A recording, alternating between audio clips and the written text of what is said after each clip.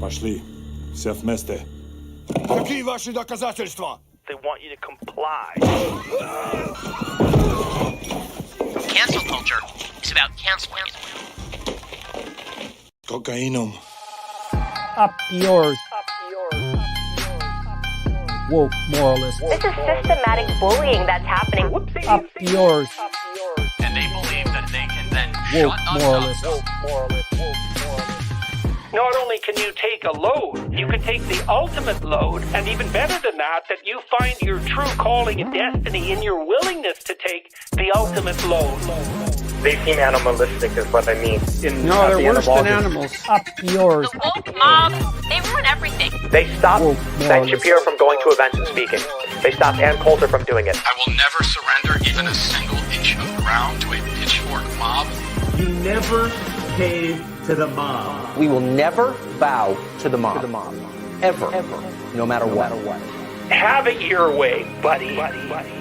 You sons of bitches. Beta! I did everything right and they indicted me. Do you see the final expression of cancel culture in terrorist groups like?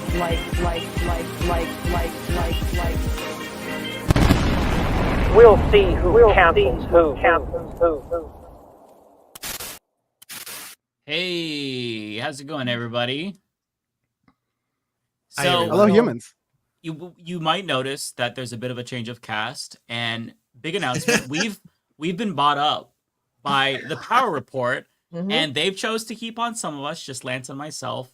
David Dole, Rebecca, and Matt unfortunately have been let go. You picked the two best. So in my opinion, so they bought us out, and now they're our bosses. So nice to work for you, Dan and Bam and Christina. Bam would describe me as tough but fair. So we'll be good. Okay. I can do that. Not fair at all. Just not fair. Oh. Tough and tough load. Dictator Dan is a meme on the Power Report side, but no, seriously, it is such a pleasure because of our streaming schedules being a little bit overlapping. We don't get to do this all the time, but it's always a pleasure. There's always no actual harm, no foul. It's always a pleasure to get to stream with y'all, and maybe more of this in the future. Little tease, not saying anything, but perhaps. Yeah. Sneak preview maybe coming in a couple up. weeks, who knows what could happen. Yeah, if something big happens, maybe we'll come October back together. surprise. Right. So, Weren't we supposed to get the October surprise last night with that whole Epstein-Trump model thing? But I heard there was a leaked tape that was coming out too that never leaked. Like apparently Trump stroked a minor or something to that effect. Which that kind of feels like rat fucking to me. Like a conservative is putting that out there to see if liberals take the bait. And if it's fake, then they can prove to liberals that these other stories aren't actually real. But there's so much, it just feels like scattershot. And it's hard to focus on any one scandal because every single scandal in a vacuum is massive. But when we're talking about Donald Trump, it just feels like it doesn't actually land. Like there was a scandal of the model who accused him of groping her. This was in the 90s, I believe. And this was when he was with Epstein. She thought that they were playing a twisted game. There's, of course, and I'm just TLDRing this, even though it's serious, but I mean, there's a lot. And so there's also John Kelly, Trump's own chief of staff, who said that he praised Hitler and said Hitler did some good things and called him a fascist. and wants him a team like Hitler's. Right. He wants. I mean, he already has his Joseph Goebbels and Stephen Miller, so I don't know what else he needs. Yeah, it's so much, and I feel like we're at a point where is any of this actually going to move the needle, and that's what makes me sad because it just feels like the bar is so low. But even something like this, are Trump supporters going to care?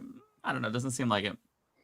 Also, for those who are like, "Oh my God, Kitty, this is my cat Frankie," and starting with a little bit of sad news. Tomorrow we are putting him down. He is 15 years old, and we don't want him to, go through any more suffering or whatever. Yeah. But he was a star. Everyone loved Frankie. Everyone knows him on my Twitch stream. Very much likes to be on camera, like right now. He's a good boy.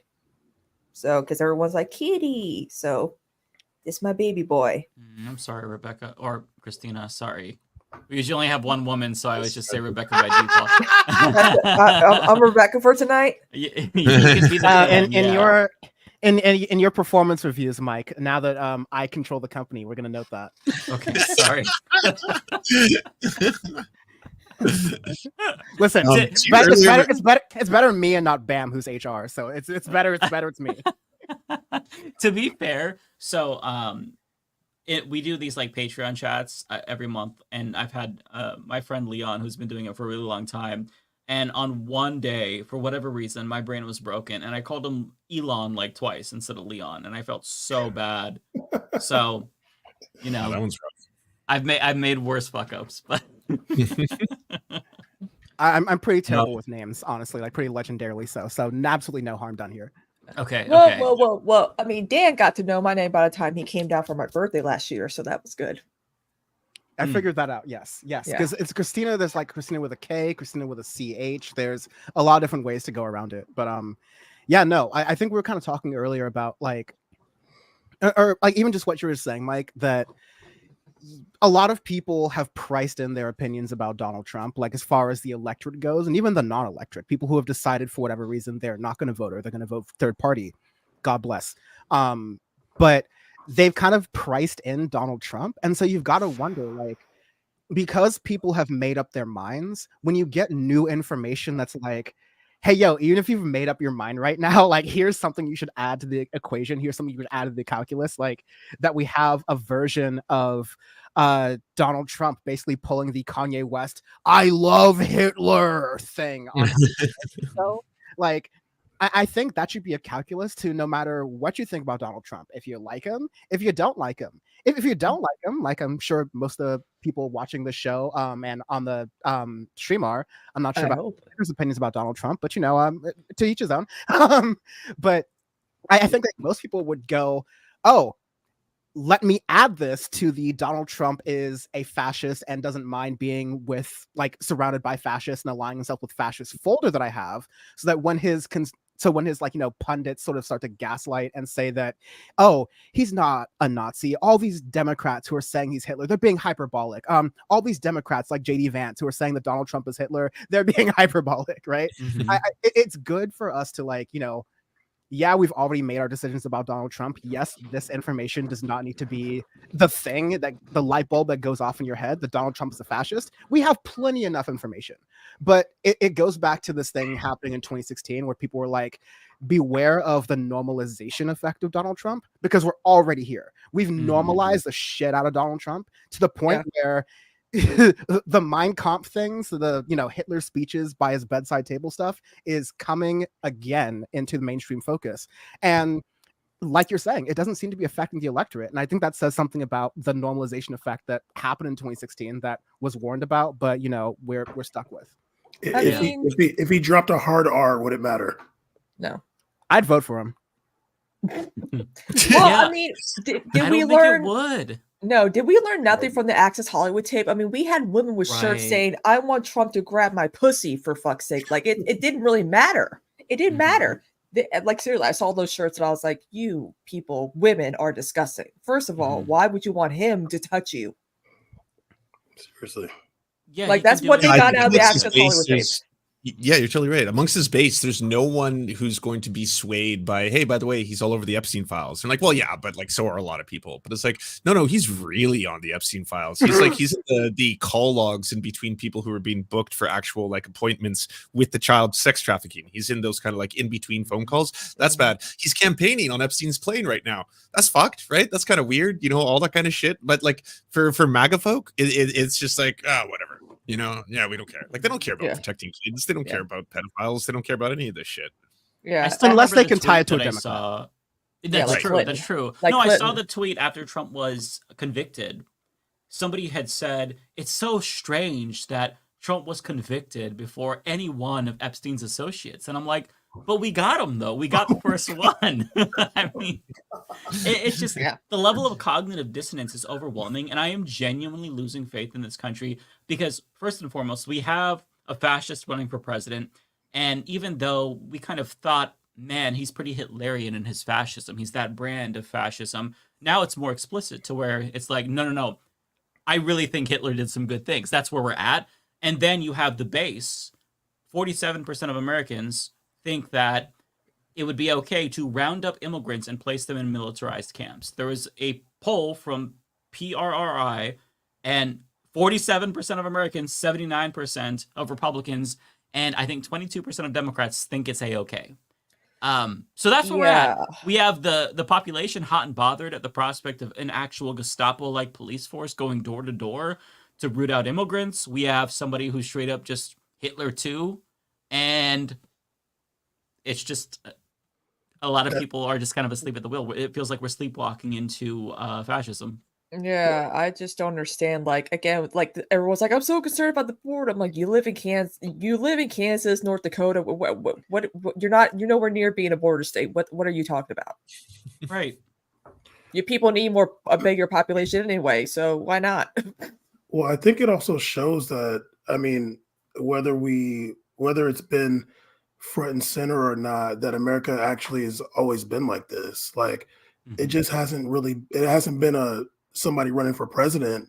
It's been, Rush Limbaugh and these different people who were like immensely popular throughout the country. And,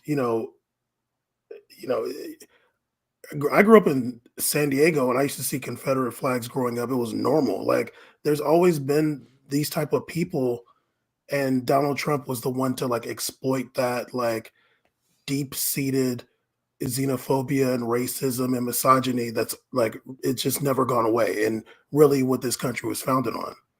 Yeah, that's like to that point, Bam. Like the Republicans, this is well documented throughout history. Everything from the Southern strategy that was tried to be employed to I was reading a book by Matt Grossman, someone else that I based one of my like YouTube video essays off of many years ago, called Asymmetric Politics, which is like this trend that happened in the 1970s and 1980s that was like conservatives realized that liberals, the Democrats, the left of center, are beating them in the educational space. They're beating them in institutions. They have the think tanks. They have all of that stuff. So if you can't beat them, join them. Or if you can't beat them, buy them. And so that's around the time, the 1970s and 1980s, where you start getting these American Legislative Exchange Council, the Heritage Foundation, all these other different like right-wing think tanks.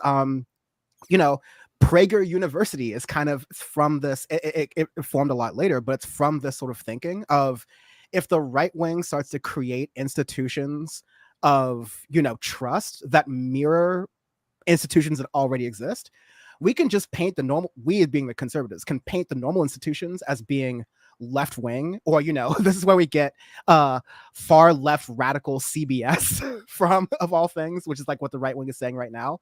But because they've created this entire apparatus of educations, like universities, like legal councils, to where they can funnel up conservative judges from when they graduate college all the way up to the Supreme Court.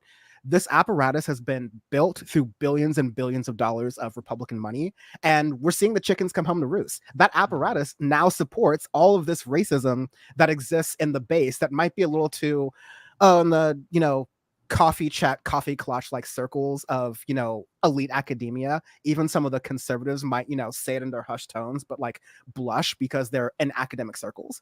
But the base, who will actually give them the electoral college and the popular vote, to whatever extent does exist, power, they love that racism. And the fact that there is now this whole institution that is able to channel that racism through Elon Musk and his billions of dollars in great replacement theory, all that now is coming together to where a race that should not be close for Kamala Harris or any standard Democrat is now incredibly close. And that's the thing that scares me about. Sorry, went on one of my standard Power Report long rants. I'm on a panel show. I'm going to try not to do that. But I agree, Dan. Yeah. And to follow that point as well is that if we remember back in, I think it was the 2014 midterms, the Republicans lost, and they did like dissecting like what went wrong, and they're like, maybe we are a bit too racist, too sexist. We had like 2012 Todd Aikens saying legitimate rape comments. A lot of Republicans were saying weird shit in the 2012 election cycle, and they all got canceled, thankfully. Look at Joe Walsh. She's now on our side.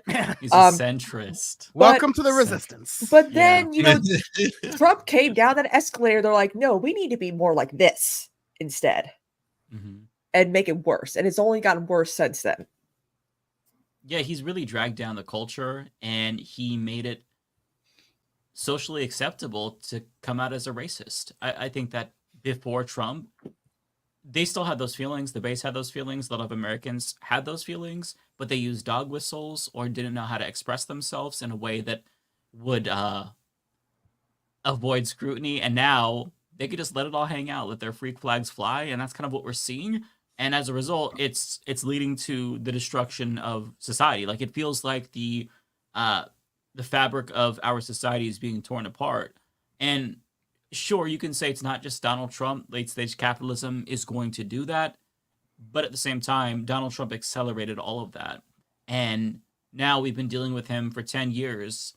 And with each passing year, it seems like his influence only makes things worse, only encourages Americans to be more hateful, more stupid, you know, more bigoted. And yeah, I don't know how to deal with this. Even if Trump loses, and I made this point in my video where I talked about it, what do we do about the 47% of Americans who think that it's okay or who support rounding up immigrants and putting them in militarized camps? That poll was not worded in a subtle way. It was very blunt, and 47% of the country supports straight up fascism. How do you share a country with those people? They're straight up fascists. They want Hitler-esque policies. I don't know what to do about that. How many people do we know? How many of our neighbors, our family members support that? I mean, I know a lot of my fucking family members probably support that, and they'd support me being rounded up too as a gay dude. They would love to see that, actually. Yeah, so I want to say those who do not remember the past are condemned to repeat it. That outcome you're describing, Mike, definitely scares me. But I actually think, you know, for a lot of reasons, we don't need to rehash out this conversation. But I'm very happy to deal with a right wing in a Kamala Harris, you know, the Democrats won sort of world. So I'm much happier to deal with a Kamala Harris in a I'm much happy to deal with the right wing in a Kamala Harris's one world, because ultimately these right wingers who are kind of like, you know, we treat them as sort of like in the bag for Trump.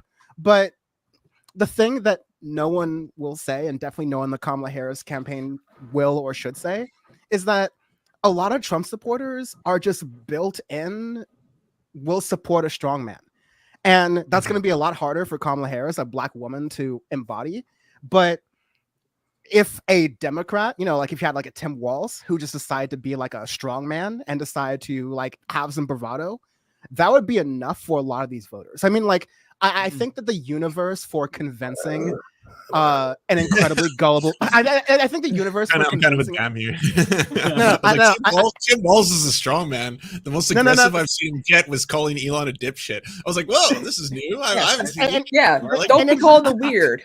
To be clear, I'm not saying Tim Walz has the strong man dog in him. I'm just saying if a white man standard Democrat from the Midwest were like maybe golden retriever, but like if we're like a white man from the Midwest were to like, you know, be like, if Tim Walz were to be like, we're going to have the most lethal military ever, like there'd be a couple of Trump supporters who'd be like, okay, go on.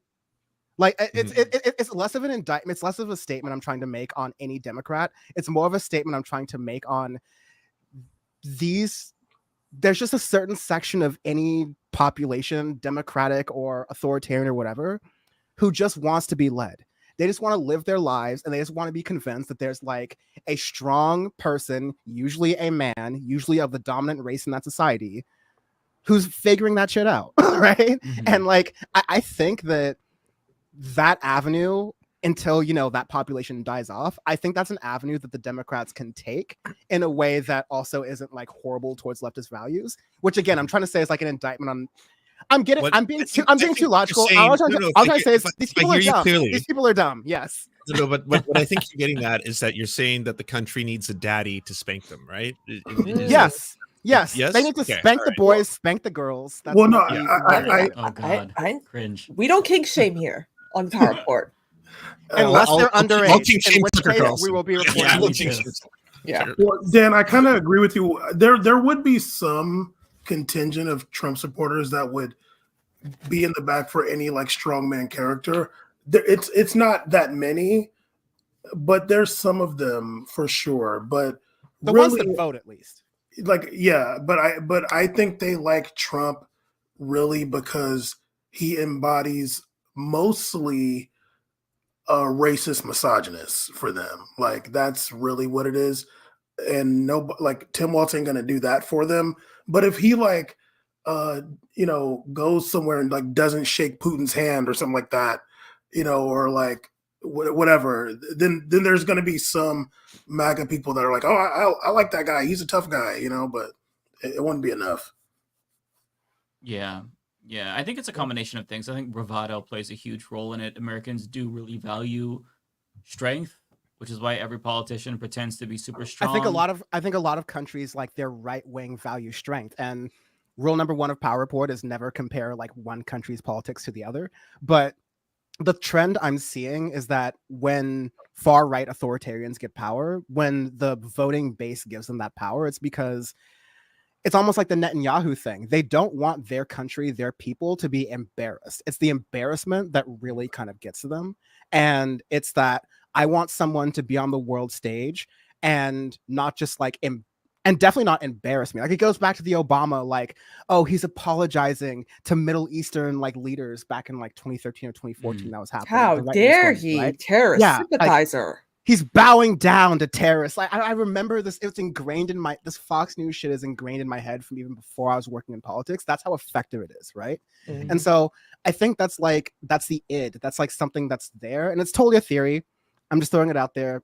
Welcome to be wrong, but I think that if you just get a strongman, the policy can matter a little bit less for that 10-20% of, like, maybe 15% of people who just want America to like look good on the world stage, and the racism and the sexism stuff they can maybe look past. Because listen, at the end of the year, Pornhub puts out their like what's the most Googled category or like search category of pornography in each state, and all these southern states definitely are not racist in that way. I'll tell you that. Or transphobic. Right. Yeah, exactly. But I still think you could be racist and fetishize different groups, right? Like, oh yeah, totally. I'm fucking around. Yeah. But yeah, the same thing with around. LGBT plus stuff. The same people who are the most like vile anti-LGBTQ plus bigots love trans porn, love gay porn. Like, boy, they just consume so much of it. So it's like it is a little bit of this weird combination of hatred and the taboo, but also weird horniness and like, yeah, it's fucked.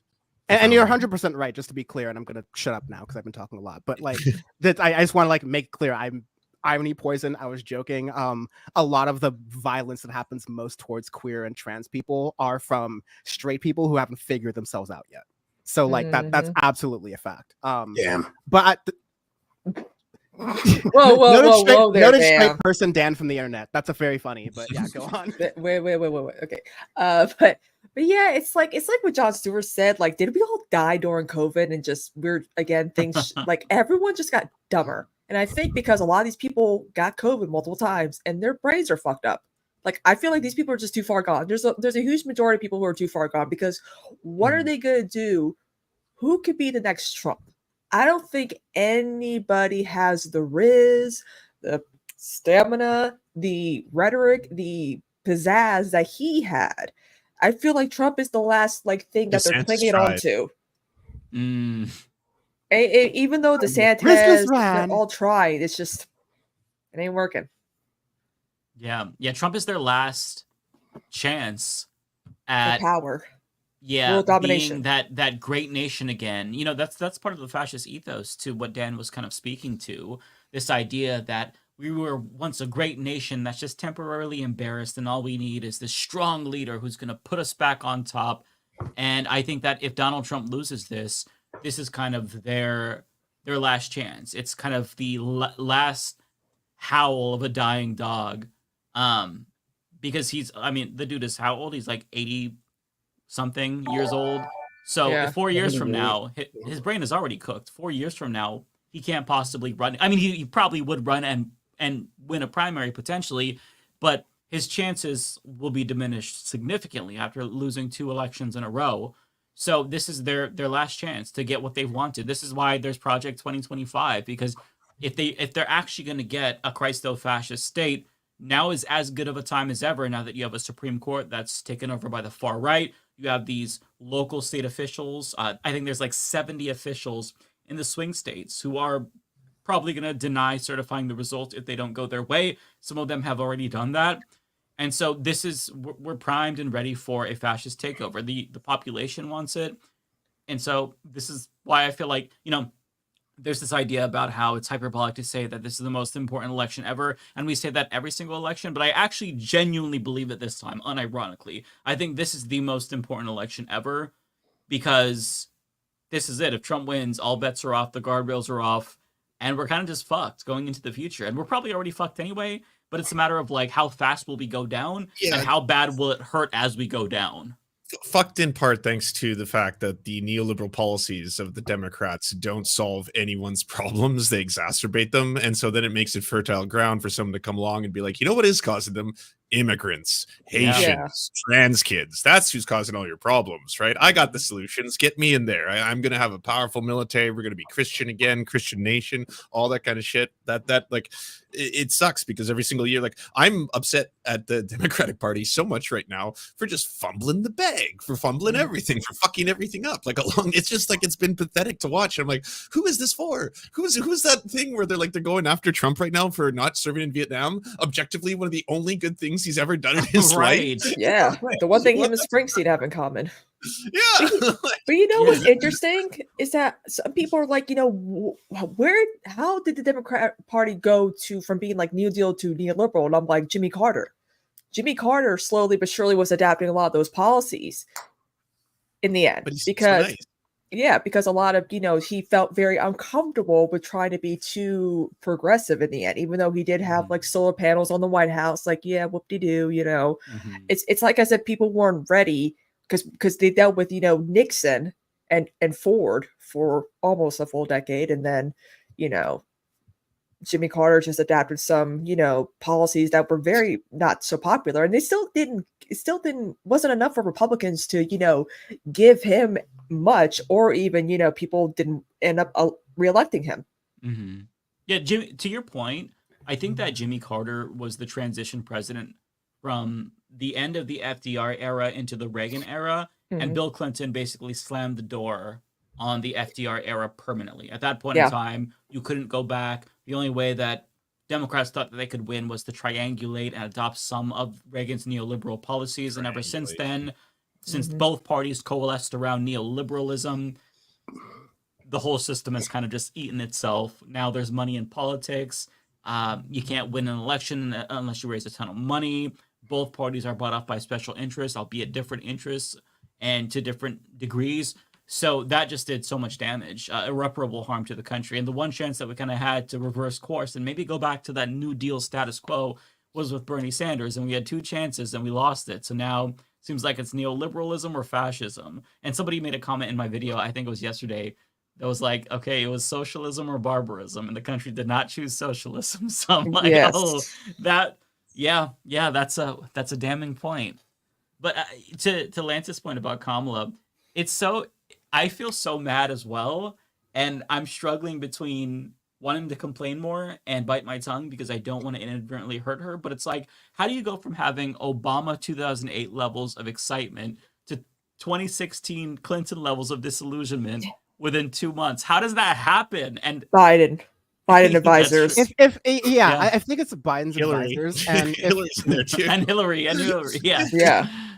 If you wouldn't mind me accidentally, bogarting the show, I want to play a clip that Power Report producer Sachi had gotten together for us. He does a lot of work producing the show every week, so I wanted to shout him out and also kind of use this point to highlight that CNN made this like big deal about hosting a town hall last night at the time of recording. Usually I do like an intro around now to say this is the 24th of October edition of your Power Report. But yesterday on Wednesday was supposed to be Kamala Harris doing a presidential debate with Donald Trump on CNN. Donald Trump declined. And so instead, CNN, the media whores that they are, decided to have Kamala Harris there for a town hall where they had town hall. for the undecided voters, the mythical undecided voters. Yeah, I was gonna call that out. PowerPoint real heads know. Lest it be upon me to give Hassan Piker any more credit than possible, but he has the best take on undecided voters, which is like the most unhinged, crazy people on earth, especially right now. But you know, when we're having this conversation about like how could Kamala Harris be at this position where they're neck and neck, I think especially when they're talking about, you know, Michigan and that being on the line, when we are having this moment where you know, we're witnessing the genocide going on in Gaza and now spreading out to other parts of the Middle East, I think some of these types of answers, like what we're going to play here, might give some examples to that. I can't control it here, but I have it ready to play. Okay, yeah, I can bring it in. Presentation. Yes. And also Binder, hi. Yeah, welcome, Binder. Yeah. Your mic is muted, by the way. Oh, there we go. Hey, how you guys doing? I didn't want to interrupt. I just, I showed up late, so that's on me. It's no problem. There's nothing more leftist mafia or power report from what I can understand than being late, so you're in good company. But no, great to see you, friend. Let's go through this clip. What do you say to voters who are thinking about supporting a third-party candidate or staying on the couch, not voting at all because of this issue? Listen, I am not going to deny the strong feelings that people have. I don't know that anyone who has seen the images who would not have strong feelings about what has happened, much less those who have relatives who have died and been killed. And I know people and have talked with people. So I appreciate that. But I also do know that for many people who care about this issue, they also care about bringing down the price of groceries. They also care about our democracy and not having a president of the United States who admires dictators and is a fascist. They also care about the fact that we need practical, common sense solutions from a leader who is willing to. I'm sorry, but I gotta invoke the old Sam Cedar pause it for a sec here. Yeah, pause it. Pause it. I know. Pause it for a sec. I know genocide is bad. Groceries. But, yo, eggs be high though. Would this be a good time for me to? Hey, Dan, would this be a good time for me to do my Elizabeth Warren impression right now? Oh no. I've never heard your Elizabeth Warren, Christina. Oh, Mike, you don't even know the half of it. You don't even know the half of it. it's so funny because I'm like, I'm Elizabeth Warren. And for some reason, I sound like I'm from the Midwest, which technically I am. I was not born in Massachusetts. I'm working on my Kamala one because like her, Kamala's more of like nasally. She's got like a deviated septum, which is why she sounds very stuffy. So when she talks, it's very interesting. So I'm working on that as well. Like everyone's like, you sound like her when you're more like when your nose is stuffed up. And I'm like, yeah, I'm working on that impression too. I can't be myself. I totally get the Elizabeth Warren impression because it's like the economic stuff is the kind of pivot that would make sense. And I think Elizabeth Warren, some of Kamala Harris's policies, be they kind of like convoluted and she's campaigning with the wrong Liz, by the way. The means tested the shit. Yeah, Liz Cheney versus Liz Warren, right? But means test the shit out of policies here. But to say that I see that you are angered by your family dying, but gas has never been higher. This is what I'm trying to say. Like, this is why in areas where Muslims can really make the difference, in states where Democratic votes have been razor thin margins, it would be really nice. There's 3 swing states where the polling has shown that she could definitely not only close the gap, but almost secure them if she simply did anything in order to give people in the Arab and Muslim communities something to work with here. And I'm not going to stop sounding this alarm because honestly, right now, this is a calculation that they're making on a regular basis, but I don't know why they think this is going to go away. It's not. It's ramping up. It's getting worse. And every single morning, I can tell, like, I'm sure you're all in the same boat. If you go on the internet and you spend any amount of time there, you're going to see some of the most fucked up shit that is genuinely fucking with my brain, where I have to I have to unplug, I have to go walk, I have to do something else, then look at the internet for a little while because it's that horrifying. That there's I'm one of, again, millions of people, and there's millions of Americans who are seeing this shit every single day. I don't know in what world you think you could just coast off this same canned answer every time you're asked. You will be asked this. So Lance, you were asking, like, I don't know what calculation they're making or some like version of that question. I absolutely do. The Democrats are making the calculation right now. The undecided voter, I'll say it, the idiot that the undecided voter is right now on year of our Lord, 24th of October, 2024, and between Donald Trump and Kamala Harris being them the more viable options. If you're voting on morals, Green Party or PSL or whatever, I hear you. I'm not vote shaming you at all. Like, that's fine. You are a decided voter. I'm not talking to you. But if you've not made a decision, the Kamala Harris campaign, maybe rightfully, we'll see how the cookie crumbles. But maybe they're rightfully making the decision that not highlighting what's going on in Gaza and the principled voters they will lose off of that are worth losing to gain whatever undecided voters they think are in these swing states. CBS YouGov poll shows 61% of Americans support no longer sending military arms and aid to Israel at this moment in time, and the majority of Democratic voters support no longer sending military aid to Israel at this time. So it is a popular amongst the American electorate. It's something that if you're going to ignore this, then you better triple down on what is an effective strategy, going towards reproductive health or something to that effect, not continuing to fumble every time someone asks you a question they're going to ask you, right? Like, it's like this we've heard her say, I've heard her speech in response to this so many times I can almost recite it verbatim, right? Like, we have to contextualize this. October 7th was the worst attack and all this kind of stuff like that. It's over and over and over, but it's not working in the swing states. Like, a lot of them are in the margin of error still because of this shit. Yeah, and what's interesting too, Lance, is that the media said, "Oh, all the kids, the college kids, they'll forget about this once the school year starts. Oh, this is just a trend. This is just a fad of caring about what's going on over there." Really?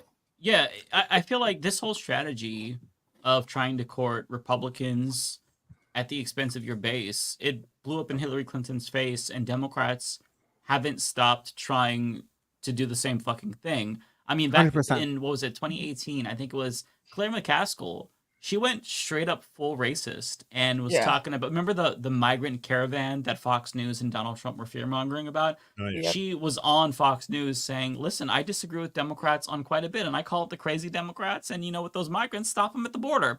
Hey, guess what happened? We now have a Josh Hawley because she didn't win over enough right-wingers. And I just want to share this tweet from Katrina Vanden Heuvel, who I think puts it into perspective pretty bluntly. Polls show Harris is actually flipping fewer Trump 2020 voters than Trump is flipping Biden 2020 voters. That has been the case not only in polls from Suffolk University and Fox News, but even in the New York Times Siena College poll. It showed just 3% of Trump's 2020 backers voting for Harris, while 4% of Biden voters broke for Trump, all of which reinforces the idea that the Republican electorate and former Trump backers aren't exactly following Cheney's lead in any large numbers. So whatever she's being told by her advisors it's not working. And it's a terrible strategy. Have you seen Trump's truths, where he's basically saying that, like, to the Arab and Muslim community in Michigan and elsewhere, Dick Cheney was a war criminal who's responsible for countless deaths of your people, directly appealing to that voter demographic. Like, they are strategizing from the other side to try and scoop up those votes that she's throwing away.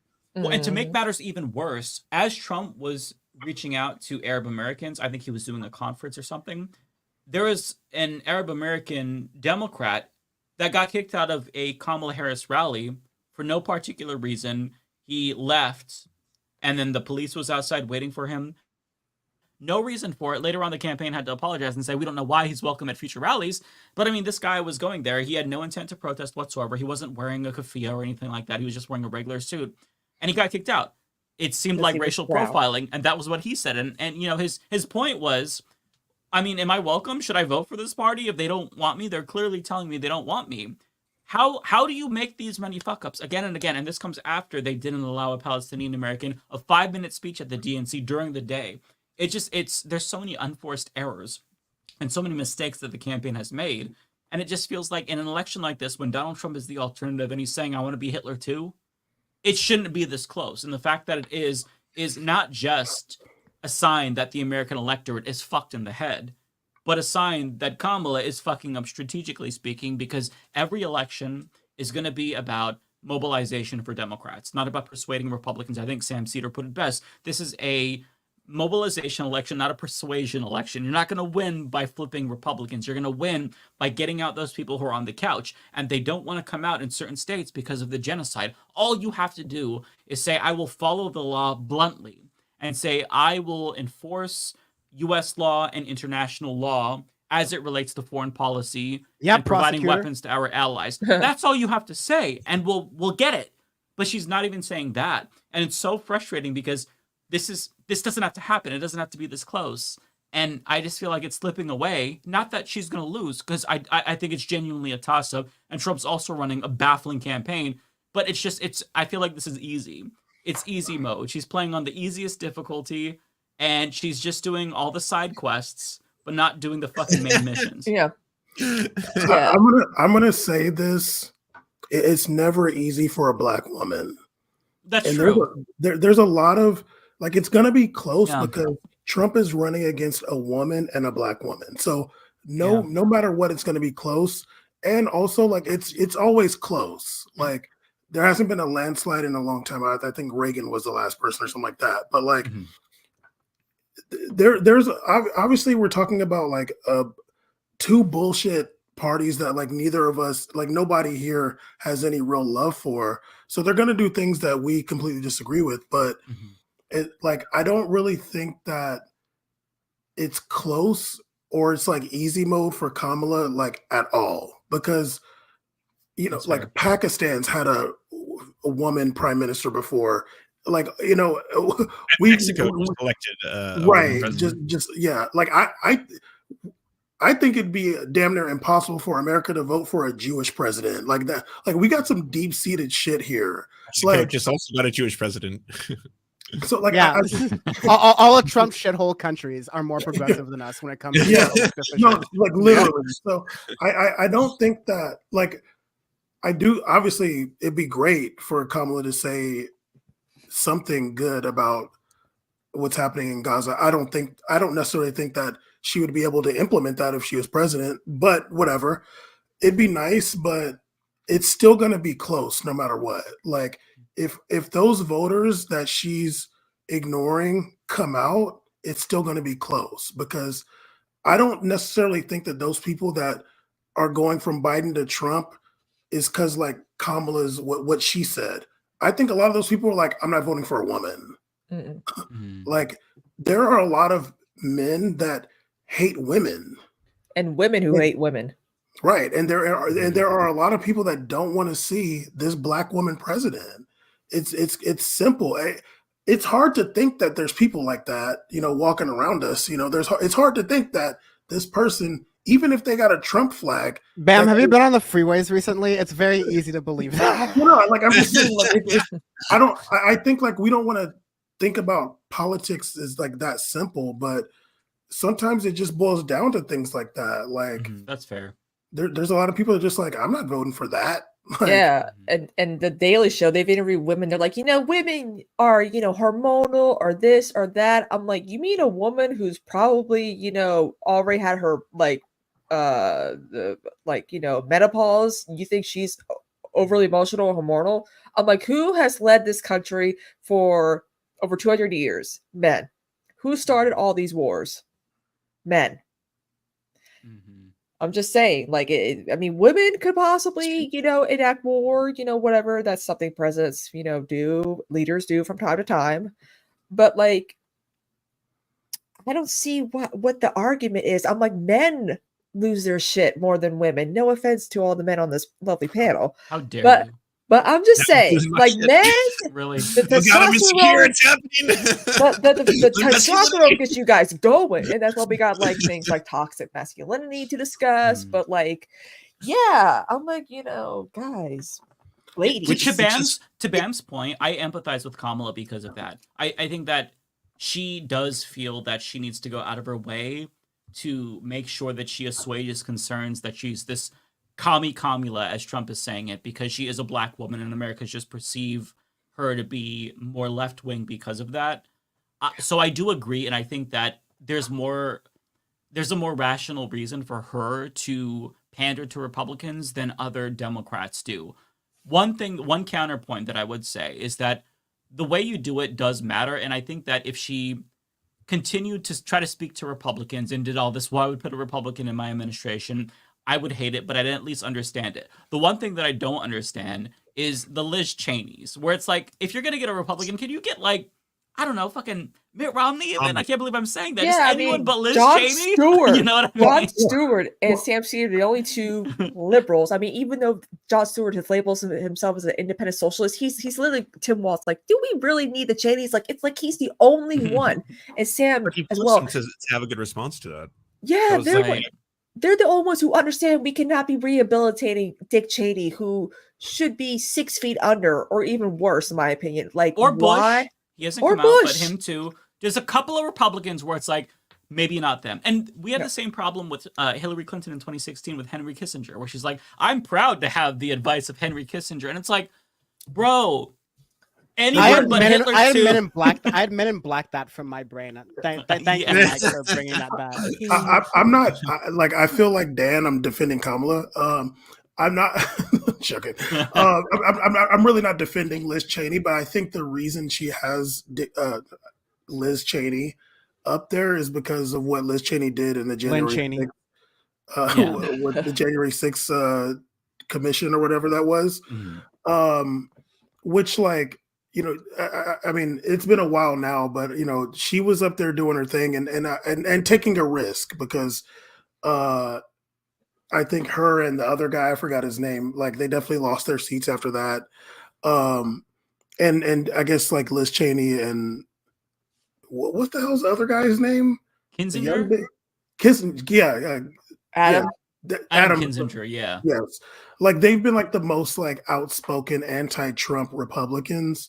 But yeah, no, I don't love it either. But even when it comes to Gaza, like I think we talked about this on PowerPoint at some point, like APAC is scary, dude. Like they are taking people out like it's nothing. Like voted off the island. I wonder, like politics is a dirty game. Like it's a dirty game. I can never run for office ever. There's too much stuff on this phone here. I can't do it. So like you never Galaxy know. S4. You're stupid. There's on that one too. You never know like what APAC has waiting for you if you say anything like I don't know if like the air vote can outweigh what APAC can do. Like I don't know. It seems like she's towing the line a bit right now. And I don't expect anything like super progressive when she becomes president. I don't expect that. But I feel like there is some like her advisors can be like, look, dude, like we can't afford you to be jumping out the window on that. And we'll see if they were right or wrong come November. But I don't necessarily I'm not asking her to say like abolish Israel though, or something like that. I'm not, in any way, shape, or form. I think that would be ridiculous. Repeat that one more time. What'd you say? I'm not saying that she should say abolish Israel. I definitely think that would be political suicide. Yeah. Shit lib. Okay, Ethan Klein. Yeah. Okay. No, but I in the real world that we live in, you said something like that. Obviously, yes, that would be the end of the Harris-Walz campaign. Like that day, it would happen on the spot. I'm saying that like what you can do, which is not outside of the kind of like entire persona she's built up in these past couple months, is say that we're going to follow the law, or that we're going to put terms and conditions on this, anything that gives people who are so desperate right now something to believe in or to hope for, or to think that like they'd prefer anything else because you're just watching the massacre happen every single day, right? Anything on that. But like, Yeah. if you want to avoid it altogether, then lean twice as hard into reproductive freedom. That's how you're going to drive out voters. Yeah. I totally agree with you. A black woman running in America, that is an insurmountable task, especially to get past how fucking racist like all these countries are. But like, yeah, there's other strategies. I think. And when people like learn about APAC, I'm like, APAC was started like after like Eisenhower was like president, because I guess he wasn't really big on like giving funds to Israel or something like that, I believe.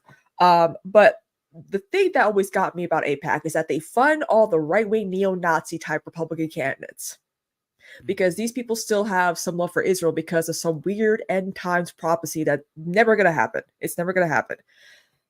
So like but then some people also argue that, well, APAC is kind of like the Democrats' NRA, which you can argue that maybe more Democrats do get funding from APAC. I don't know if that's necessarily true or not, but we've noticed that the NRA has taken a big step back when it comes to lobbying because of all the issues that they've been having. So it's like APAC is not like the number one lobby group, and I think it should be labeled as a foreign agent, because it's true, because we see how people can, be for Palestine or even like a two-state solution. And then once APAC comes knocking on your door, you're like, oh, my seat's vulnerable. Yes. No ceasefire.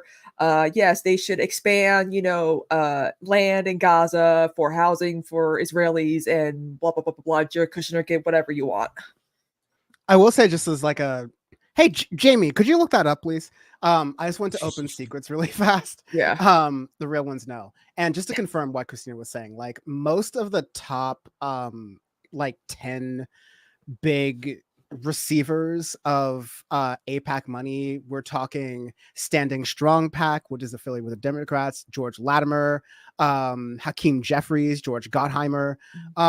These are all Democrats. You have to get to Mike Johnson, who obviously is a pretty prominent Republican, to get there. And I think it's because, if you're a political action committee, you spend your money where you think it'll be most effective, and you're not going to spend your money with the Republicans who are already like anti-Semitic Zionists. And so like they are going to be on your side for weird reasons, but like they're going to be on your side in the short and medium term, right? So they're spending their money on the Democrats. They care about. Exactly. They're spending their money on the Democrats just to be like, again, all of the ramifications this following statement has notwithstanding, they're cracking the whip. They're being like, hey, you see what we did over there to Cori Bush and Jamal Bowman. So Hakeem Jeffries, don't be popping off all that good. And Josh Gottheimer, stay in your lane. And George Latimer, like you know what's going on. Like that's exactly how it's gonna be. So like someone asked if like AOC will win again, she'll win again. She's very popular in her district. I'm surprised APAC hasn't really done much attacking on her. They tried one time, like when she was a little bit green, like maybe it was like her first or second sort of re-election. There was someone who was, I think, running as like a Democrat or a moderate or whatever, who was trying to run in that lane. But no, thankfully AOC has gotten not just, I don't want to like discredit her roots in her district, but AOC, the reason why Nancy Pelosi will give her the time of day even sometimes is because she is one of the top fundraisers for the Democratic Party, and much the same way Marjorie Taylor Greene has become one of the top fundraisers for the Republican Party.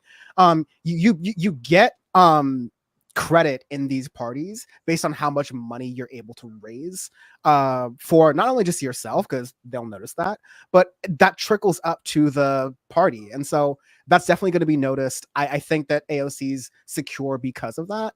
That's why I think, and not to preview kind of like my 2025 thesis of politics that I'll be doing later on in 2025, but like I'm fully on team let's pressure AOC, because I'm proud of the power that she is entrenched within the Democratic Party.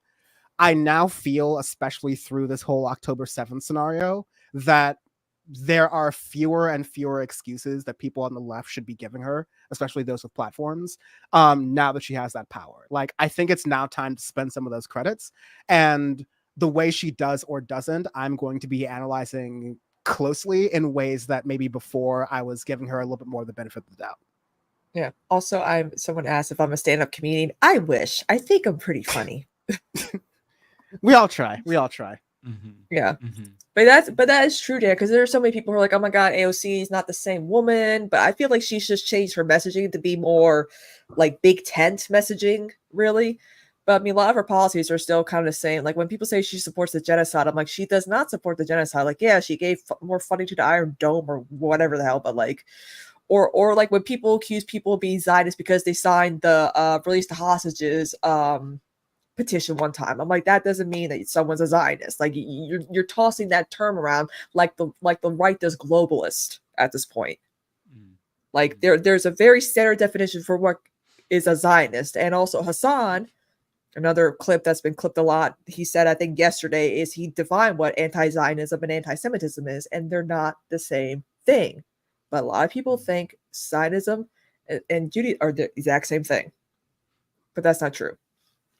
Yeah. On that note, I know before the show you had mentioned, Dan, that you had like an agenda. Was that on your agenda? Did you all? I don't know if you wanted to talk about the Ethan Klein thing. I haven't said anything about it, but I think that people probably know where I stand. Yeah, I mean, it's an open thing. Yeah, I hate the fact that this is actually taking up the entire like news cycle for like left-leaning political streamers. I agree. Like the drama farming between that and all the TYT stuff that's been happening too. It's like, just want to talk about but like nothing's really going on for the election. Like we're 2 weeks away, and it's like, they're trying to get undecided voters, but like drama.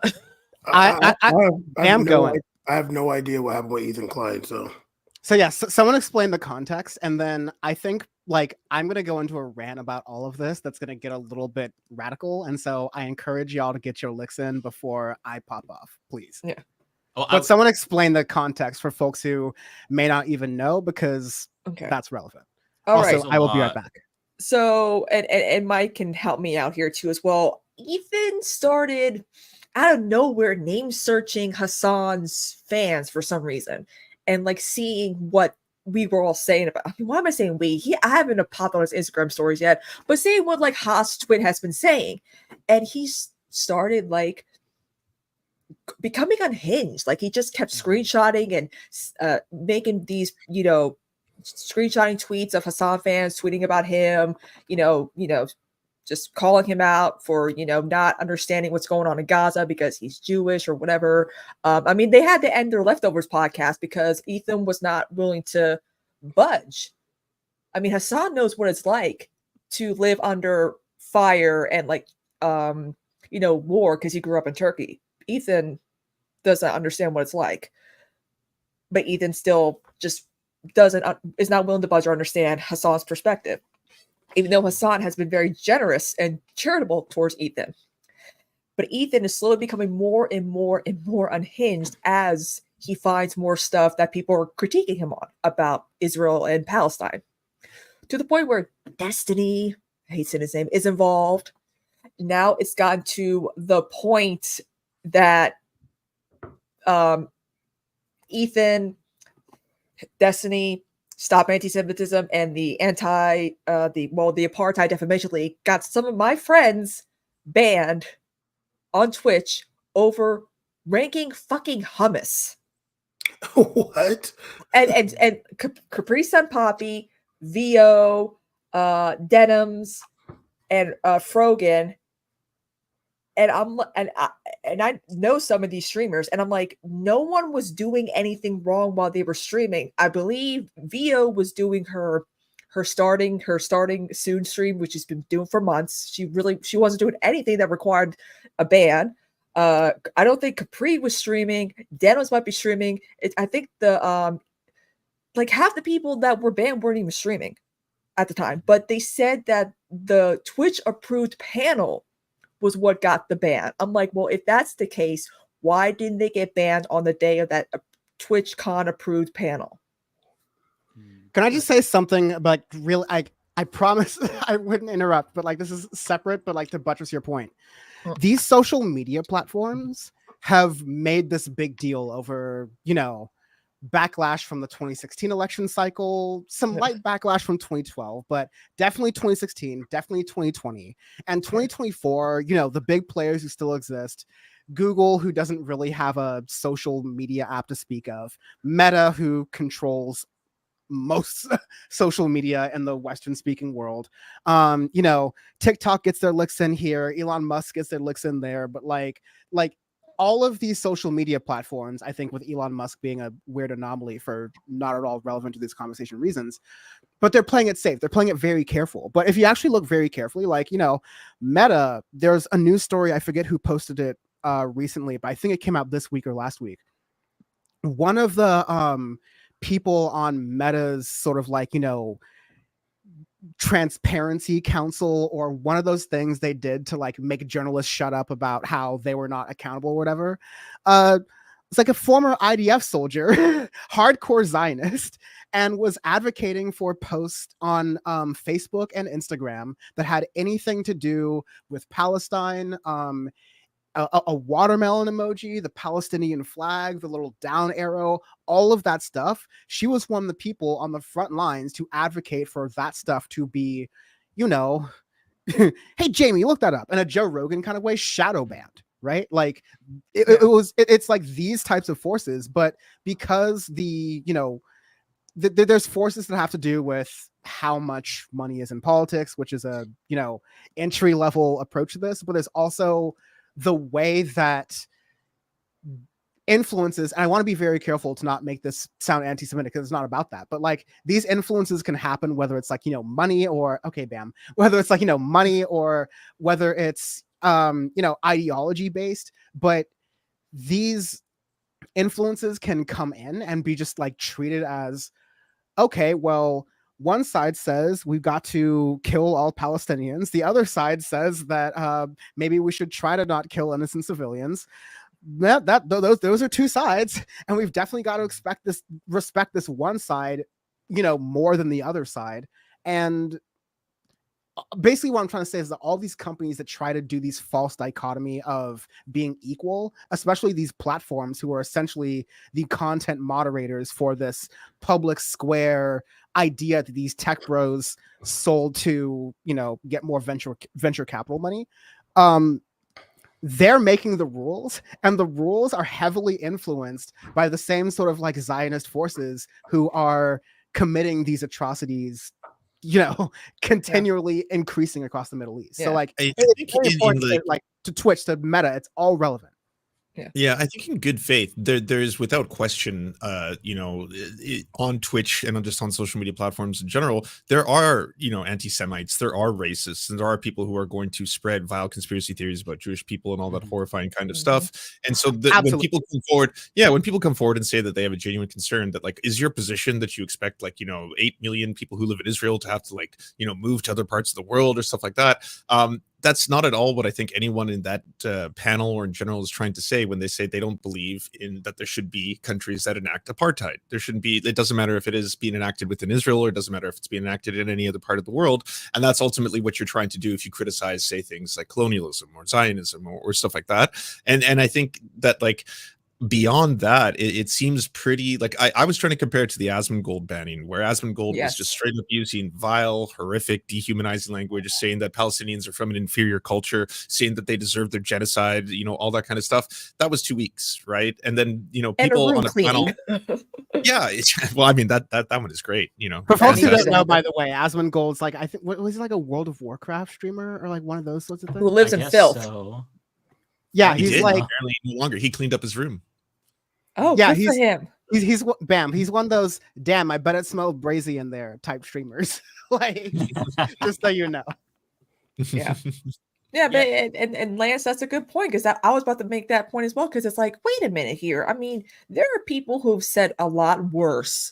There are people who say actual slurs on this platform, but you get banned for saying Cracker Barrel. Like me, it's me saying the slurs. I'm sorry. Hassan got banned for saying that too, and I was like, oh Jesus Christ, that was a weird time. Hassan and I very much are like, I'll share a lot of a political brain, and I'm not going to say it's the slurs. If you want to cancel anyone, cancel Hassan. He's got the money to be canceled, not me. Yeah, and a lot of people are thinking that Hassan's going to get banned after the election, because with him covering it, he's bringing in a lot of revenue for Twitch. I'm like, but he's literally the political streamer on Twitch. So I think maybe Hassan has a bit more power and sway. But in my opinion, he should have nipped this whole thing with Ethan in the bud because Ethan just kept poking at him and poking at him and poking at him. He should have addressed this, not in public, maybe, exchange messages or something like that. But now it just blew a mountain out of a molehill. Well, for me, watching the Ethan Klein stuff has been confusing and also genuinely heartbreaking because I've been a longtime fan of H3. Everybody knows that I've been simping for them for years. I've worn Teddy Fresh merch on the streams. And so to see him, I've seen him take pot shots at Hassan here and there, but that didn't necessarily bother me because the last time they did a stream together, it was hours and I watched the whole thing and admiring both of them. I thought that I could kind of see both of their points of view. I got where Ethan was coming from and where Hassan was coming from as well. And I just felt like this was something that just needed some more conversations, perhaps off air, because they both were coming from a really good faith, genuine place with different perspectives. And I think that it was important for them to hash out those conversations. But then Ethan, I believe it was him who chose to unilaterally cancel Leftovers. And it's like, okay, if this is just too much for him, he doesn't want to talk about politics. If there's this expectation that his audience is going to want him to talk about Israel, I get it. But then out of nowhere, he attacks Hassan and brings up Hassan platforming this kid who is a Houthi teenager, and talks about how, well, he's a terrorist and Hassan is playing Hezbollah videos and this is terrorist propaganda and Twitch is effectively allowing this pro-terrorism on their platform. And it's, to me, a lot of this, and I watched Ethan's stream about Hassan. It's about 2 hours long. But the points that he makes kind of always goes back to, well, Hassan's audience is being mean to me, and he's not doing enough to try to counter that. Even though Hassan has been trying to do that, he has millions of people who watch him. I don't know how you can actually control the audience, but to the extent that you can, he's tried. He's tried to ban chatters who talk shit about Ethan Klein. But Ethan basically started all of this, based on my understanding, because his fifis were hurt and he's centering himself here. And there's this double standard where it's like, oh, okay, well, Hassan is pro-terrorism and that should be banned. But at the same time, he's not saying anything about the pro-IDF people. The IDF has killed more innocent civilians than Hamas, than Hezbollah, but yet it's fine if somebody's caping for IDF. That doesn't require a ban. But if Hassan platforms this 19-year-old, then he should be banned. And what's crazy to me is all this pro-clutching is fucking insane. Because again, I've been watching Ethan. I know what he said. Some of the things that he said made me feel uncomfortable. And I stopped watching him after he made his comments about Aaron Bushnell. I thought that was extremely fucked up what he said. And I'm like, okay, you know what? I'm just going to take a break. So I went from I can't watch him to trying to tune back in. And then this happened. And it's like, now I just fucking hate him. That's where it's at. Like, I went from loving him to being kind of ambivalent to now just hating him. Yeah. Because you are focusing... You're centering yourself and your feelings during a genocide. And what really rubs me the wrong way about him is, and this pissed me off during the Aaron Bushnell thing, he said something to the effect of, listen, I've condemned the genocide. I said it's bad. What more do you want from me? As if that's just acceptable, where it's like, hey, I said the genocide bad, so now let me center myself again and talk about why my feelings are hurt. When it's not about you. It's about the genocide. And if that's not your focus, if you're trying to ban people and clutch your pearls when you yourself have said fucked up shit, and now you're all of a sudden the deplatform belief, it doesn't make any sense to me. Like, he bought a button that cost $20,000 because he keeps saying fucked up shit, and that is going to allow him to hit that button, and then it erases the last minute or so of live streaming. He bought that because he keeps saying fucked up shit. For example, he joked about wanting the NRA convention to get shot up. He joked about Ben Shapiro saying if there's going to be a Holocaust, he hopes that Ben Shapiro's gassed first or last. And this is just his edgy humor. He says the most fucked up shit. And so, but being edgy is just, that's what people do on the internet, right? I'm edgy sometimes. I say the F slur, whatever. Okay. But if all of a sudden you're going to go from being this edgelord on the internet who cultivated a leftist audience with Hassan to now tone policing Hassan, crying about how you think Hassan is emboldening anti-Semitism when you yourself aren't even thinking about how you're emboldening Islamophobia. I mean, you're accusing Hassan of being pro-terrorist. Hassan is a Turkish man. Are there no dog whistles there that you can examine? So there's no level of introspection. It's all main character syndrome, and I'm just so fucking sick of it. There's a genocide going on. If that's not your utmost concern right now, then I don't know what to tell you. I think that, yes, it's important. If he's pointing out instances where the left is inadvertently pushing anti-Semitism as they advocate against genocide, I think we can walk and chew gum at the same time. We should call that out. But at the same time, I don't think that is as big of a problem as he's making it out to be. Looking at these fucking 4 Arab streamers and their fucking tier list about hummus, is that really, that's the main concern right now? You have neo-Nazis on Twitter like Jake Shields posting about Jewish people in an actually anti-Semitic way. Like, Nazis are trying... Fresh and Fit too. Yes. Yeah. They're actually anti-Semitic. Even Ethan himself made a very degrading remark about Hasidic Jews and stereotyping them in a way that's very offensive. And I'm like, and old clips of Ethan are resurfacing because a lot of people remember that before this is what's interesting to me is that Hassan and that debate like between Sam Senior and Steven Crowder kind of softened him up and changed him. Mm-hmm. But it's like the same thing, like October 7th just broke some people's brains. And instead of it, being, introspective and learning and try to grow and maybe be more balanced, no, he's not doing that at all. And you see his stories on Instagram, he's becoming more and more unhinged. He went after Emma today, Emma Vigeland. My girl, no. It doesn't. What was said about Emma? I didn't. I'm holding my point. Yeah, but I don't know the context of what was said about Emma. So he was I basically... I worked semi-closely with her at TYT as well for context. Yeah, so he posted on his Instagram story with some weird filter, like a makeup filter, so very serious, that Emma was supporting Hassan as a rape apologist. I don't know what he was referencing.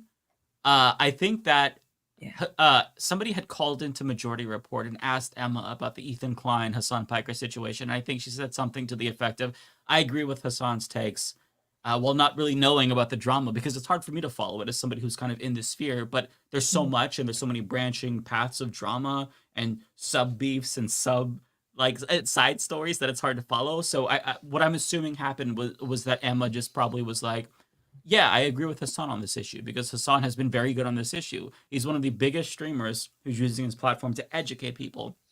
And Ethan called her, said she was supporting a rape apologist or something, and then apologized and said, well, maybe she doesn't know that Hassan is a rape apologist. I don't know why he's now saying Hassan is a rape apologist.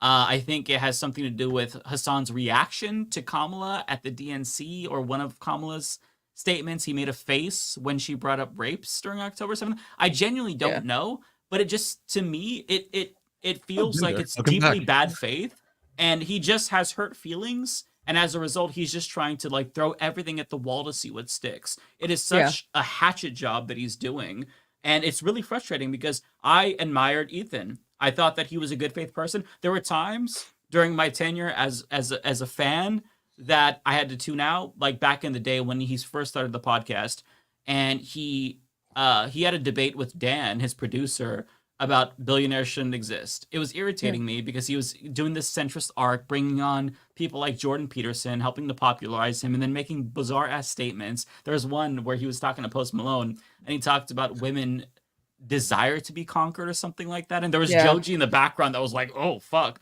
So I had to, for a while, I'm like, okay, Ethan's got to get it together. But then he really started to change. He started to realize how he was... So the pre-Joji phase when he was still like pink guy and all that. Right. Yeah. I think he was pink guy back then. But yeah, and if pink guy thinks that that's a little bit too close. Yeah. If pink guy thinks you're memeing too close to the sun, you've gone a little bit too far. Yeah. But now he's going back to his old ways where I feel like he's driven by not necessarily reactionary politics, but it feels more petty than anything. It feels like he doesn't think that Hassan is centering his feelings when he should just be a fucking adult and realize it's not about you. And he keeps going after Frogan. I genuinely don't even understand why he doesn't like Frogan. This is a streamer that's probably about as big as us, and we're all nobodies. So how are you, with your millions of followers, gonna go after this person? Like, you are a rich fucking dude going after this fucking streamer whose family is probably being displaced right now, and you're talking about yourself. And one thing that somebody pointed out in the comment section, of his video before he started removing or not removing the comments, but turning off comments, was they said that his producer and his wife, AB and Lena, her parents live in Lebanon and they had to be evacuated. And they don't even get a chance to talk about that. See, this is what I mean. Like, you're centering your feelings when I feel like you need to be more cognizant of the actual genocide. And that's the problem people take with you. You don't take it seriously, and you continue to pretend as if you're the main character when it's not about you. I think that if there are genuine instances of anti-Semitism on the left, you can call that out. Of course you can do that. Nobody's saying that you shouldn't do that. You should. But I think what you're doing is Absolutely. grasping for straws, and you're straw manning, and you're not basing it off of legitimate fear that Hassan is propagating anti-Semitism. In my opinion, it feels like you're basing it off of pettiness, and you think your friend should do more to rein in the comments who are pissed off at you because of some of the genocide apologia, to put it bluntly, that you've been doing. And genocide apologia, to me, maybe that's too far. I don't know. But I think that he's made some very tone-deaf comments that people rightfully took issue with.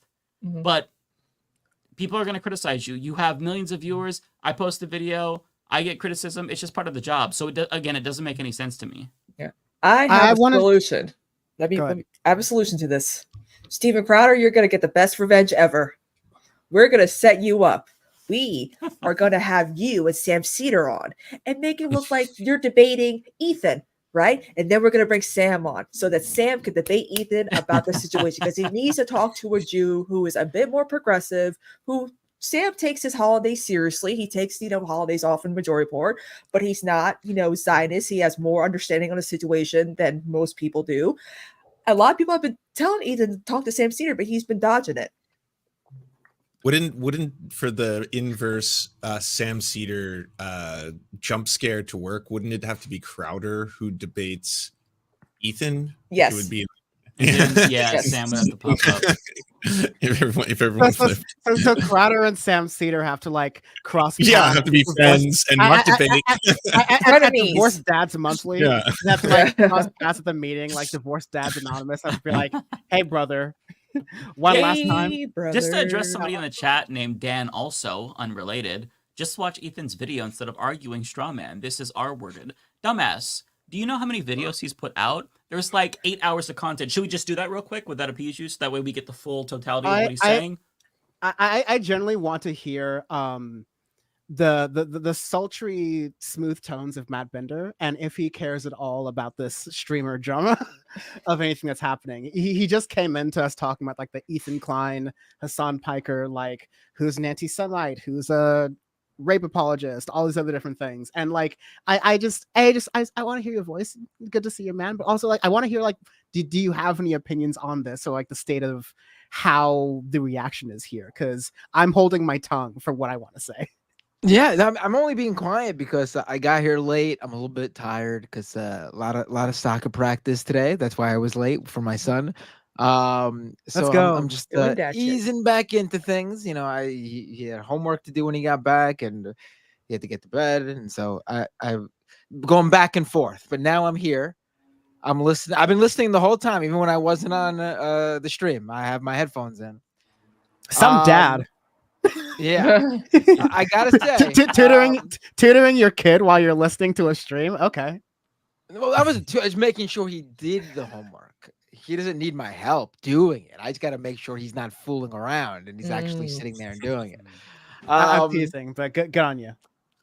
I mean, I've been paying attention to all this streamer drama, I guess you can say, between Ethan Klein saying things, and there's other streamers not involved with the same thing, but also saying similar type things in general.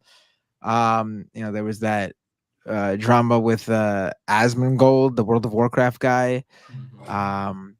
There's another video game guy who I don't really care to talk about, who had things to say about someone I know. I think it's very clear that there are certain people, and I sort of went off on the majority report earlier today, pretty much saying the same thing. They're not here to talk about anything substantial. They're not here to talk about politics or news or current events and how it affects you. They don't care about their listeners. They don't care about their viewers. This is purely a vehicle for them to make money, to generate views, to create drama, because that's what they do. Like people like the people who are on this stream, obviously some of us are younger than others, but we do this because we are interested in it. We're in this sort of news cycle because that's what we do. We have a general interest in it. We actually read and educate ourselves.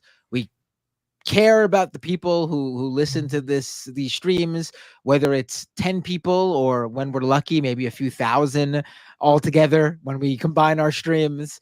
And that's what we do. It's not much money to be made here, but this is what we find important because we think it's important.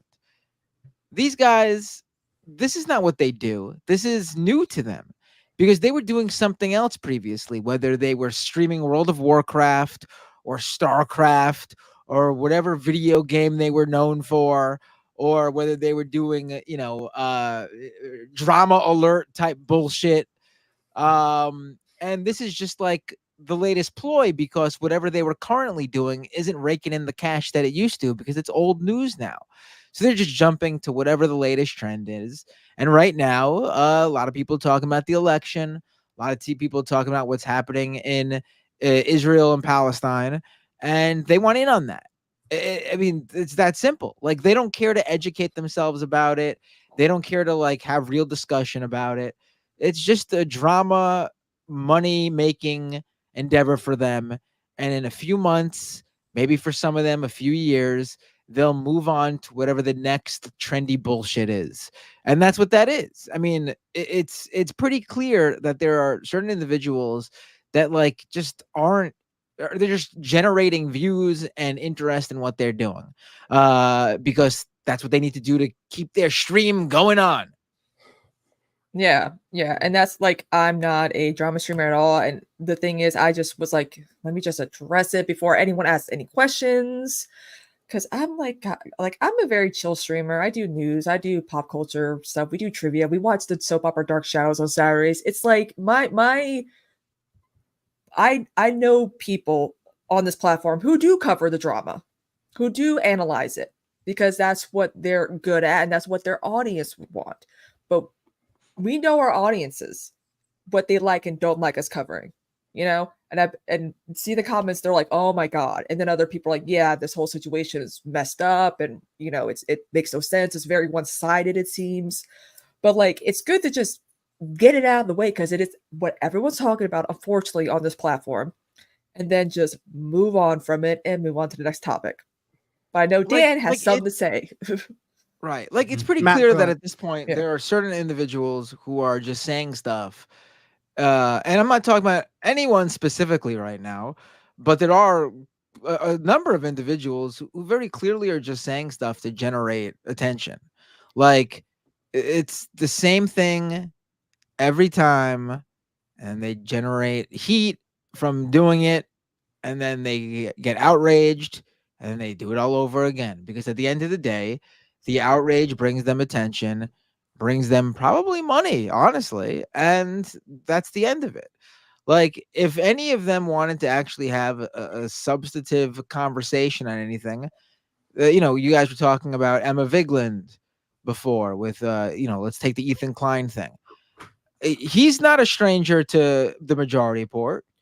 He knows who Sam Cedar is, and he knows that if he actually wanted to have a conversation with anyone on the Majority Report, whether it be Sam or Emma or anyone, they would take it seriously and he could have that conversation, and it would be a nice conversation. No one would personally attack him.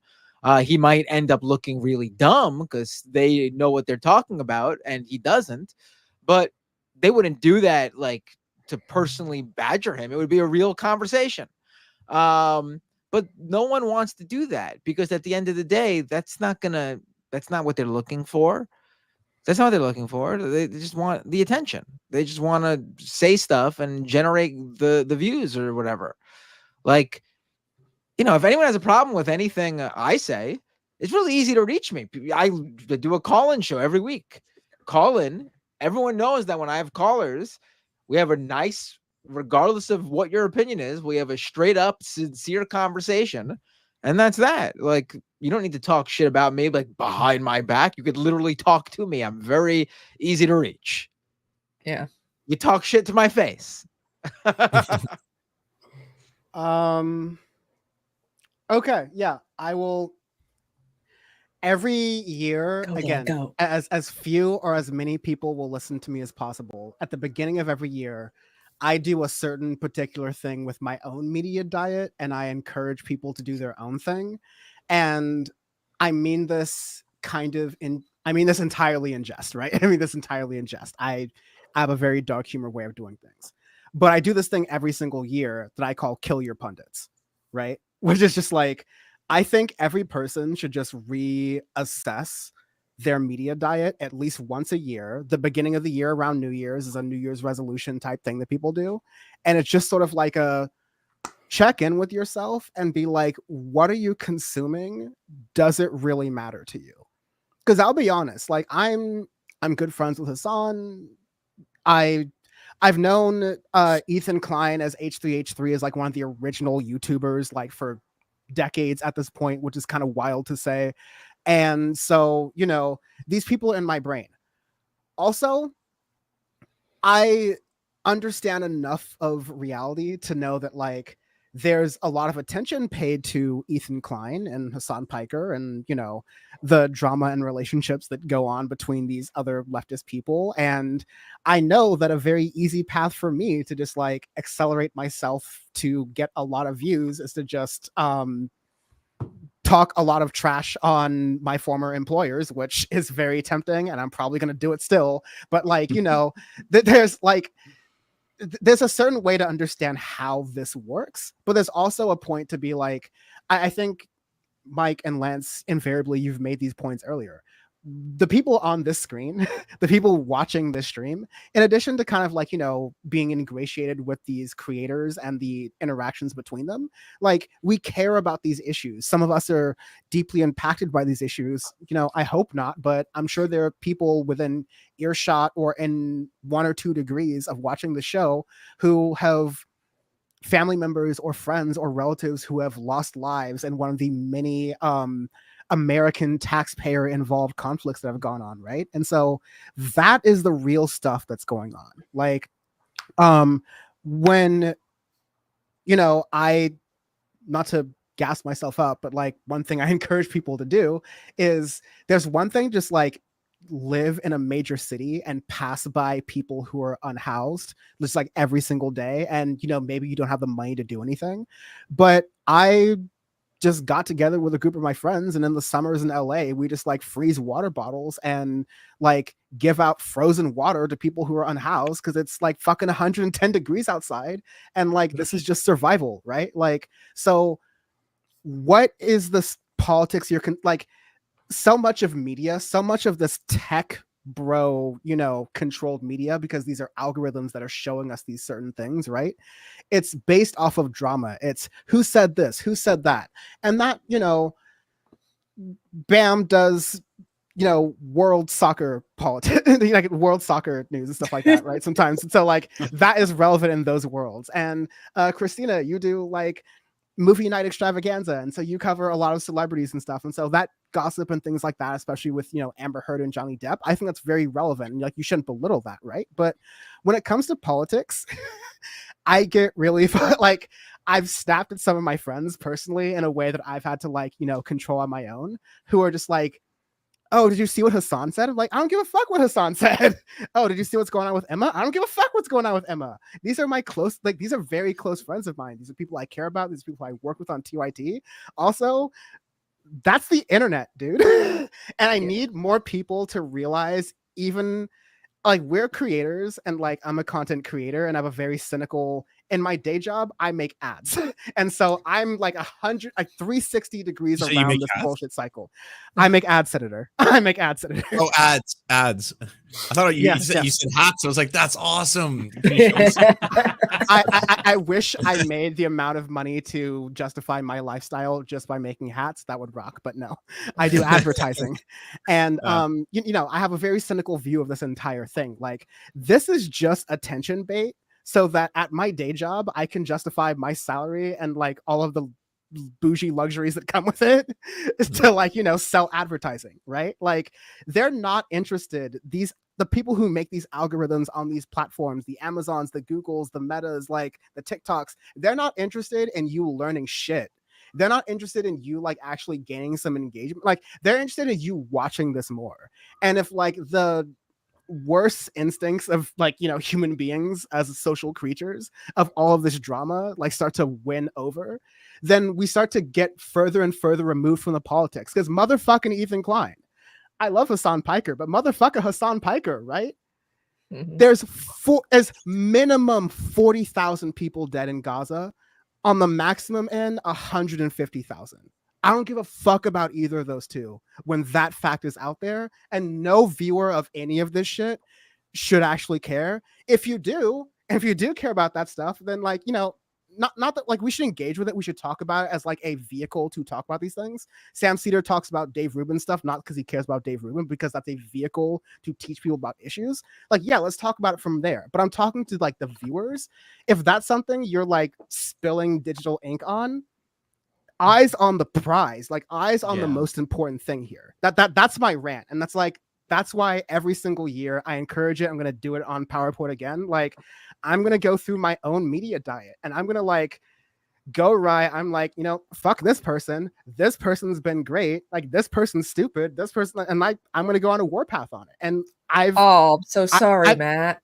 You know, like I've been wrong. I had a minor thing with Kyle Kalinske because I thought that he was trading his gravitas with Joe Rogan over the rights of trans people, and Kyle Kalinske has since apologized for that, and I still got my head on a swivel around him, but I have a otherwise good relationship with him, and so I evaluate those sorts of things in this analysis. But I really just need people. This is politics. This isn't music. This isn't sports. This is politics. You got to have a good mind about these things.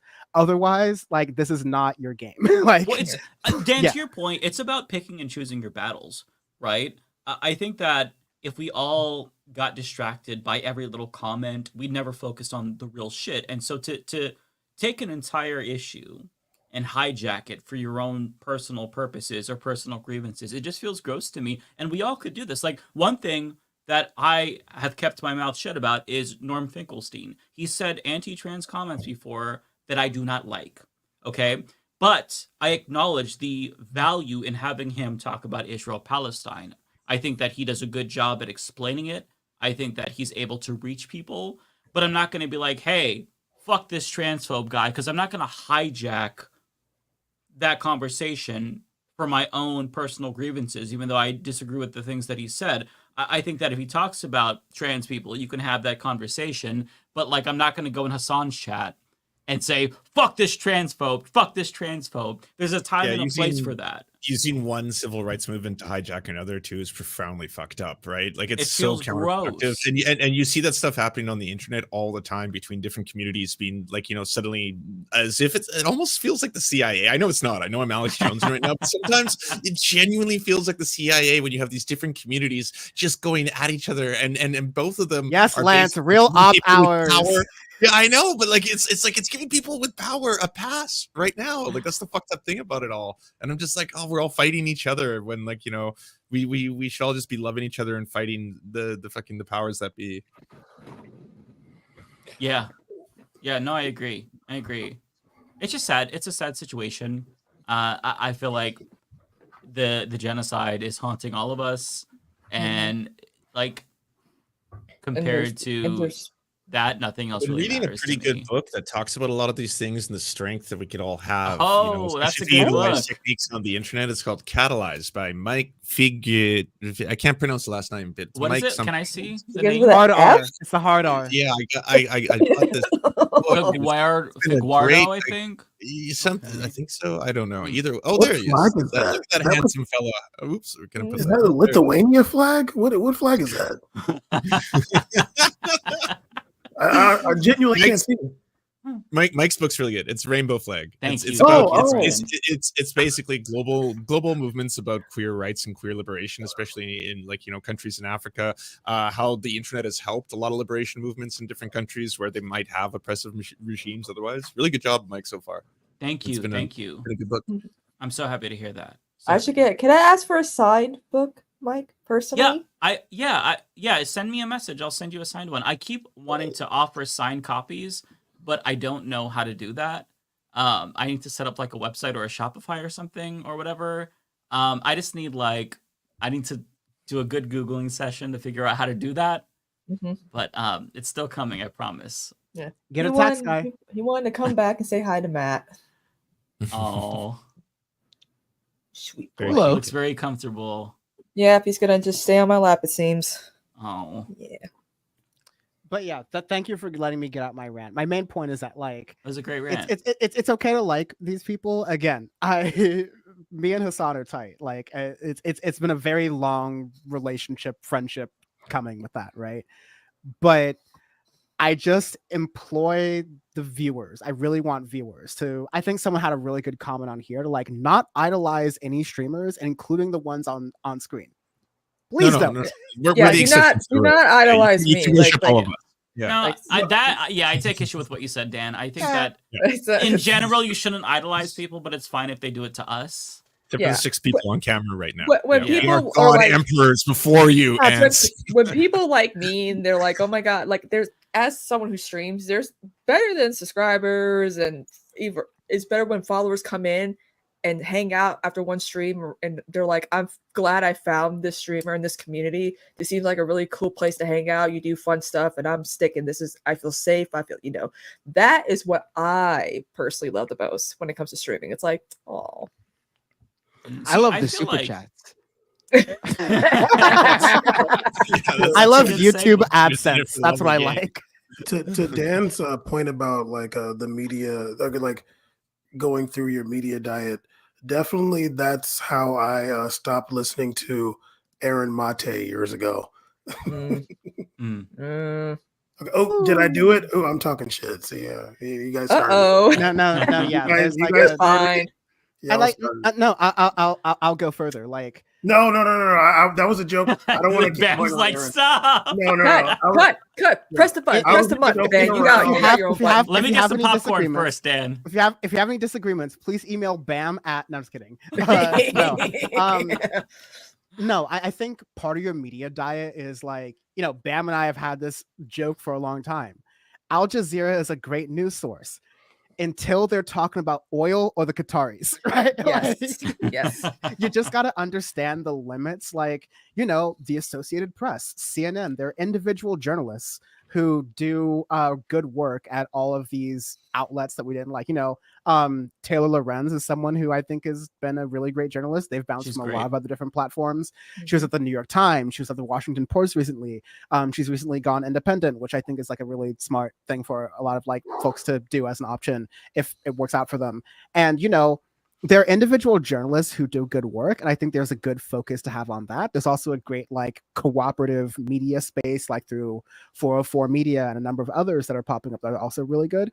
I think we should just celebrate all of that in general, but we should also kind of understand the limits of media and kind of take, not to be super crude about it. And again, you can cancel any of these people, but take kind of a Chomsky-esque approach, an Erman Chomsky-esque approach to these are the 5 frames of media and how to view it and how media influence works, because you can understand what's going on if you just understand Democracy Now! Is Democracy Now! And they're going to report news from a left of center perspective, but that doesn't mean they really compromise on facts.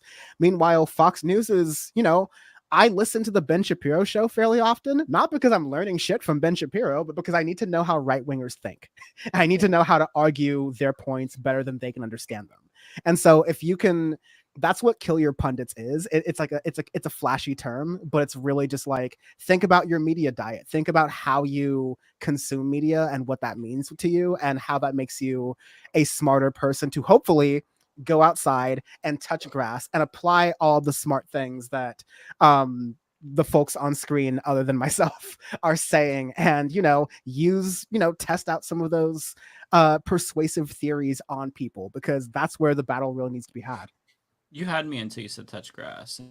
Yeah. I don't know. You gotta roll in it. Great. You're a little bit further north, so maybe like touch a cement, snow. I don't know. Moist mountains. I don't know. Touch puddles. Bigfoot. I don't know. Yeah. That's pretty much all I had on that. Happy to talk about anything else on the power report side. Weird, just like my obsession had just kind of been, again, kind of with the situation going on in the Middle East and with Gaza. I feel like the settlers have been more mask off over the past couple of weeks, in the sense that, Bam is making the first mistake of power report, which is assuming that there is history that exists before October 7th. Shame on you. Yeah, Bam. But no, like, so many apologists for what has been going on. The people who a year ago were saying, no, Hamas bombed their own hospital, and oh no, we can't call it a genocide. Ethnic cleansing might be a little bit too far, but let's argue about the words. Like, the next frontier of that like the whole frontier of that argument was that, like, they are the world's most moral army. Like, they're doing all of these things to, like, assert that they're doing all of the right things, even though all international conventions of laws of war disprove that. You're seeing now the settlers who are, like, repeating things that you heard from Jared Kushner in the most cynical moments, that are like, we want to turn Gaza into the Trump Taj Mahal. Like, we want to turn it into a new resort. We want to put some Marriott, some courtyards, some this and that over there. And I have a clip, a couple of them. I'm not sure. I haven't heard the audio yet, but they're pretty short. But I can maybe speak the subtitles to them. But these are settlers who are speaking to American press, like English speaking press, about their opinions on the whole situation. So I'll play this 17-second clip here. And just think we need to kill them. Yeah. Every one of them, and that's it. And if not that, because the country will not let that happen, the government. Just the least we can do is just kick them out of our land, because this is our home, this is our land, and we deserve it. That's like the Abby Martin documentary she did, and where she was interviewing Gaza Israelis. Fights for Freedom. Yeah, that they said the exact same thing. That none of them are good. They all need, like, even the babies and the kids. Even though we know the average age of a Palestinian is like 19 years old. Like, yeah, like it's you're now sad. seeing that clip was from like, I don't know what to call it. Like, it's so morbid, but a conference, a gathering of settlers who are thinking of, like, okay, what are we going to do next with the Gaza Strip? We flatten it. There's, human rights, crews who are on the ground saying, like, the stench of death is overwhelming in the area. Meanwhile, they're over here, like, woohoo, drawing out plots of land, essentially. Yeah, partying. Plots of land, hanging out on the beach. They feel like they're under, like, every time these like the paid influencers go to Israel, they're like, oh my god, where is the genocide happening? I'm like, not where you live. Clearly, you're out here on the beach, staying at a luxury hotel. Of course. What do you have to live in fear for? I don't know if that was the same conference or whatever, or if these people were, like, outside, but a bunch of, like, Likud party members had some meeting talking, and, like, they are these people are fully in support of, like, resettling in Gaza after the war, I guess. And it was like some of the people that are in Netanyahu's cabinet or whatever were there. Apparently Netanyahu has said that that's not going to happen, but people Anthony that are Blinken has assured us it's not going to happen. Did you see that? He's like, yeah, thank we God he guaranteed said that. that we're not going to be doing resettlements and all that kind of stuff. I was like, oh, Right. no. I feel so it's happening relieved. then. So it's definitely happening. No, Right. Blinken has proven to be very trustworthy. So, well, I mean, if Trump gets reelected, then that there's a green light on that resettlement like right now. Yeah. No, wait, Bam. He's going to free Palestine, though. Remember? Right. No, he is definitely going to free Palestine and The bomb power Iran. report, the power report meme is that Trump is going to free Palestine in response to the people who feel that voting Republican is going to show the Democrats that they're doing wrong on Palestine. I don't know why people still think Democrats can be like taught anything. Like you can't teach them a lesson. They don't care. They're not going to learn the lesson electorally, and they're sure as shit not going to move to the left because of an electoral lesson. No, like they're going to move towards what they think is the center, and the Republicans are the horse pulling the cart, and they like have been for, 40 years at least, in my opinion. Yeah, but so there's definitely like some people with power in the Israeli Knesset or whatever that want to put settlements back in Gaza.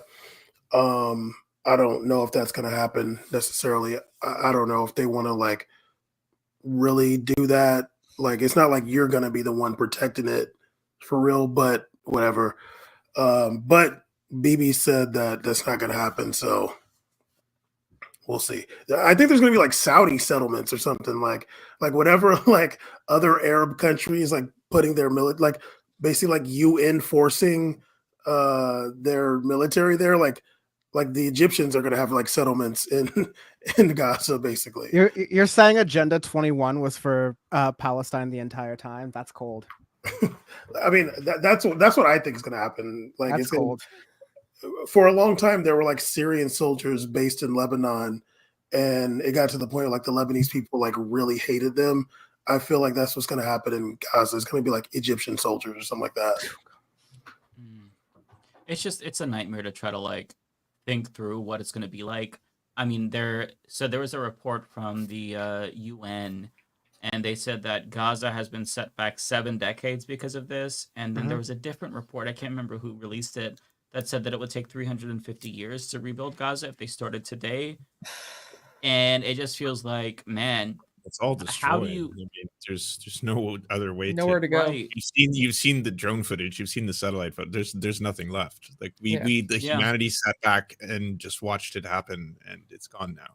Like, that number you quoted was correct, but that was from the UN report as well. UN. Oh, okay. The 350 years, yeah. Okay, yeah. So it might have been the same report then. Yeah. It's so sad to think about it because they're not even in the stage where they can start to think about rebuilding, not even close. And then you have Lebanon as well, where this is going to be another long-term occupation, and it always starts as this limited military incursion, and then it expands, and they never leave. There's always some excuse, even though they've taken out Hezbollah leadership, and now they took out Hamas leadership. They killed Yahya Sinwar. And after announcing that, Yoav Gallant, the defense minister of Israel, said that they're going to be in Gaza for years to come. There's just no end in sight, and there's no guardrails. There's no accountability. The United States is fully on board. And it makes you feel so hopeless because in a representative democracy, you would think that you'd have at least an option between no genocide and no occupation and the alternative, but there's not. It's just you get genocide, and now we're kind of choosing between the candidates who we think is going to best manage the genocide, which is really sick. And I think it speaks to just how rotten to the core our system is and how irredeemable our system is. Well, one of the things I've been talking about on PowerPoint, like since the beginning, is like the responsibility that the surrounding nations have for the people of Gaza. And we've seen, really, in my opinion, all the surrounding countries have been complicit in like this genocide. I know that like the focus is on America a lot when it comes to the situation, but for me, the day that October 7th happened, I was like, that's a response to Saudi Arabia normalizing with Israel. Like they had Abraham Accords. Well, they had, like a couple weeks before October 7th, they had the Israeli tourism minister went to Riyadh, and there was like a Saudi delegation that went to the West Bank, and that was the first time that's ever happened. And I don't know if Hamas was like, I don't know. I don't know if they were like, let's do one last hurrah before they get us out of here, or let's just try to like derail the Saudi-Israeli you know, party that's happening. I don't think they derailed it. I do think that Saudi Arabia and Israel are still probably communicating and are still going to be like normalizing their relations whenever it like the coast is clear, basically. But yeah, I for me personally, I feel like it's like I'm more ashamed of like Egypt and Jordan and like Saudi Arabia, these countries in the region that, at least with Egypt and Saudi Arabia, have like big militaries. They spend so much money on their military, get so much aid from America. It's like, what the hell do you have it for? Like Saudi Arabia just has a military to bomb Yemen. Egypt has a military. I for what? I have no idea. Just in case there's more like Tahrir Square protesters. I don't know. To protest more uprisings. Right. Or to like crush more protests. And you know, Egypt has been like terrible when it's come to Gaza over the years. I will never forget a video I literally saw Egyptian soldiers shooting at like grandmothers at like a gate, like at a fence. Like they're shooting at them from behind the fence so they don't come into Egypt or whatever. And yeah, it's funny when people say like Israel has no allies in the region. Like they literally do have they're surrounded by allies actually. Jordan is an ally. Jordan helped them and when Iran sent those drones, like Jordan was part of the coalition that helped defend Israel along with like Bahrain. Egypt is the one that warned them about October 7th attack. Like even American politicians have confirmed that. So yeah, it's just a shame that these countries that are right there, that in my opinion can put more pressure on Israel than America can, in my opinion. They just sit back and let it happen. Obviously, Saudi Arabia is an enemy of Iran. Hamas is an ally of Iran. So Saudi Arabia does not give a damn about what's happening in Gaza. Yeah. Yeah. Well, with that being said, it's 7:30. Do we want to get to super chats now? We're gonna go the entire stream and not talk about Lunchables, mold. Are we really not gonna talk about the stories that matter? I don't eat Lunchables. You can. Can I tell you something about that? You can make your own Lunchables at home. Just get some deli meat and cheeses. Like, come on. And crackers and yeah, and some Kit Kats, and you're good to go. Yeah. Well, somebody made the point that the dudes, what's his name, Logan Paul, Mr. Beast, they were complaining about how Lunchables doesn't have real cheese. We have real cheese, no preservatives or whatever. And it's like, well, that's why they put the preservatives now, because it gets moldy really quickly. And the problem with Lunchleys is that you can't see, like, there's no clear plastic like the Lunchables, so you can see if there's mold. So it's kind of like a little surprise. Will there be mold or will there not be with this box? And I just hate it. I like that everybody is shitting on this. I want to normalize influencers having their products just be ruthlessly shit on. Even if there wasn't mold and they were good, I would still want to shit on them. I don't like where influencer culture is headed. The cults of personality is one thing, but this whole marketing of their dumbass Lunchables, just fuck off. Like, I'm so sick of these people. Yeah, and of course, you know, McDonald's, you know, has some, they got bad luck ever since Trump worked there. Tits and all. He should have not hid those knockers. Just saying. You know, we all got him. I got him too. No shame in the game. You see these fries? They never touch the human hand. They may touch E. coli, but they don't touch the human hand. Yeah, that was what even is?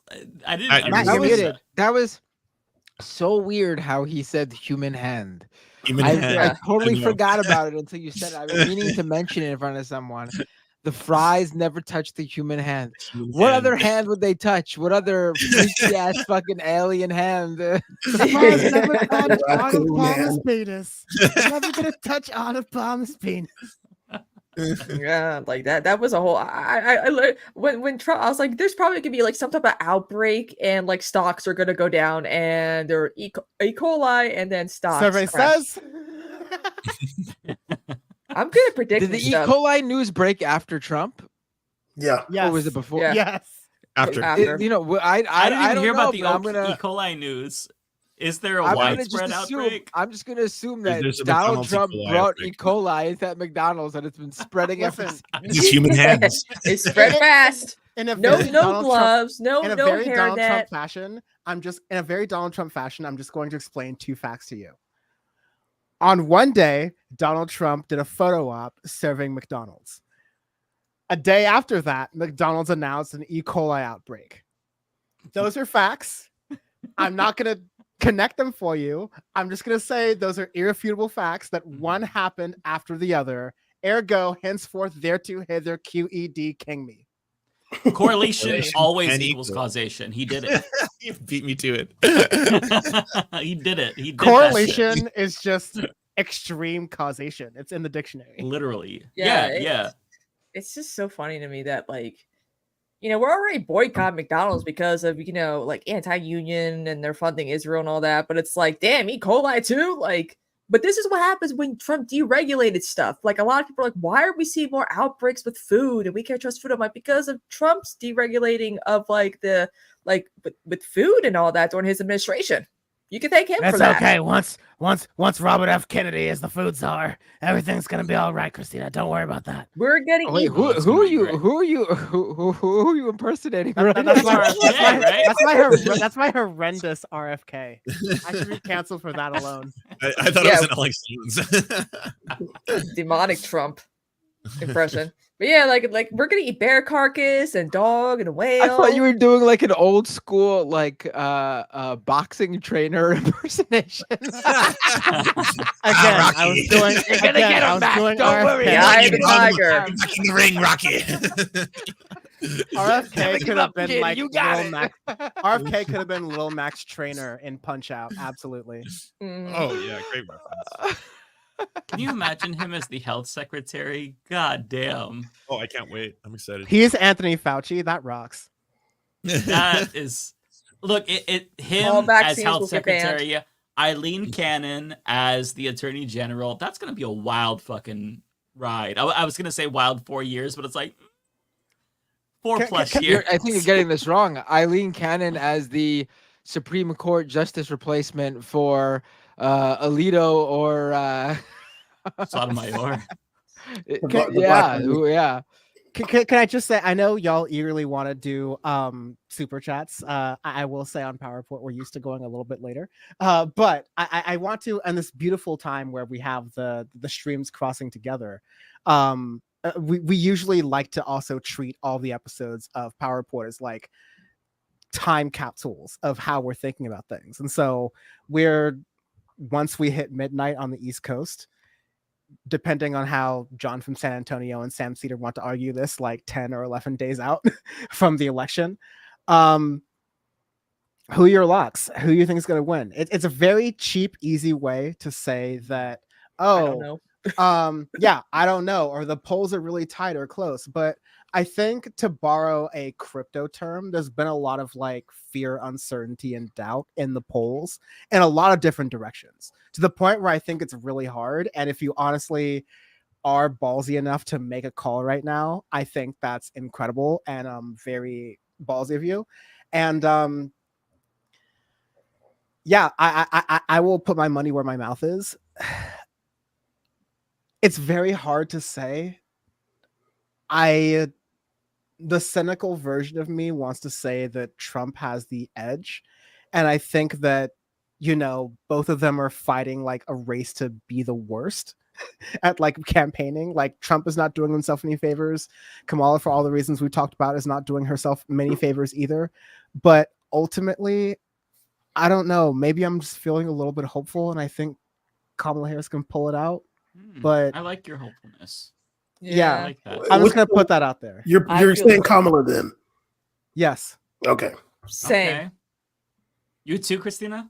Yeah, I feel like she's gonna edge it out. Let's go. Just a little bit. Okay.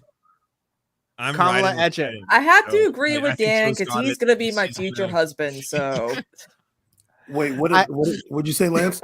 I said I'm riding with Biden. I think Joe still got it. I hate all the haters who don't believe.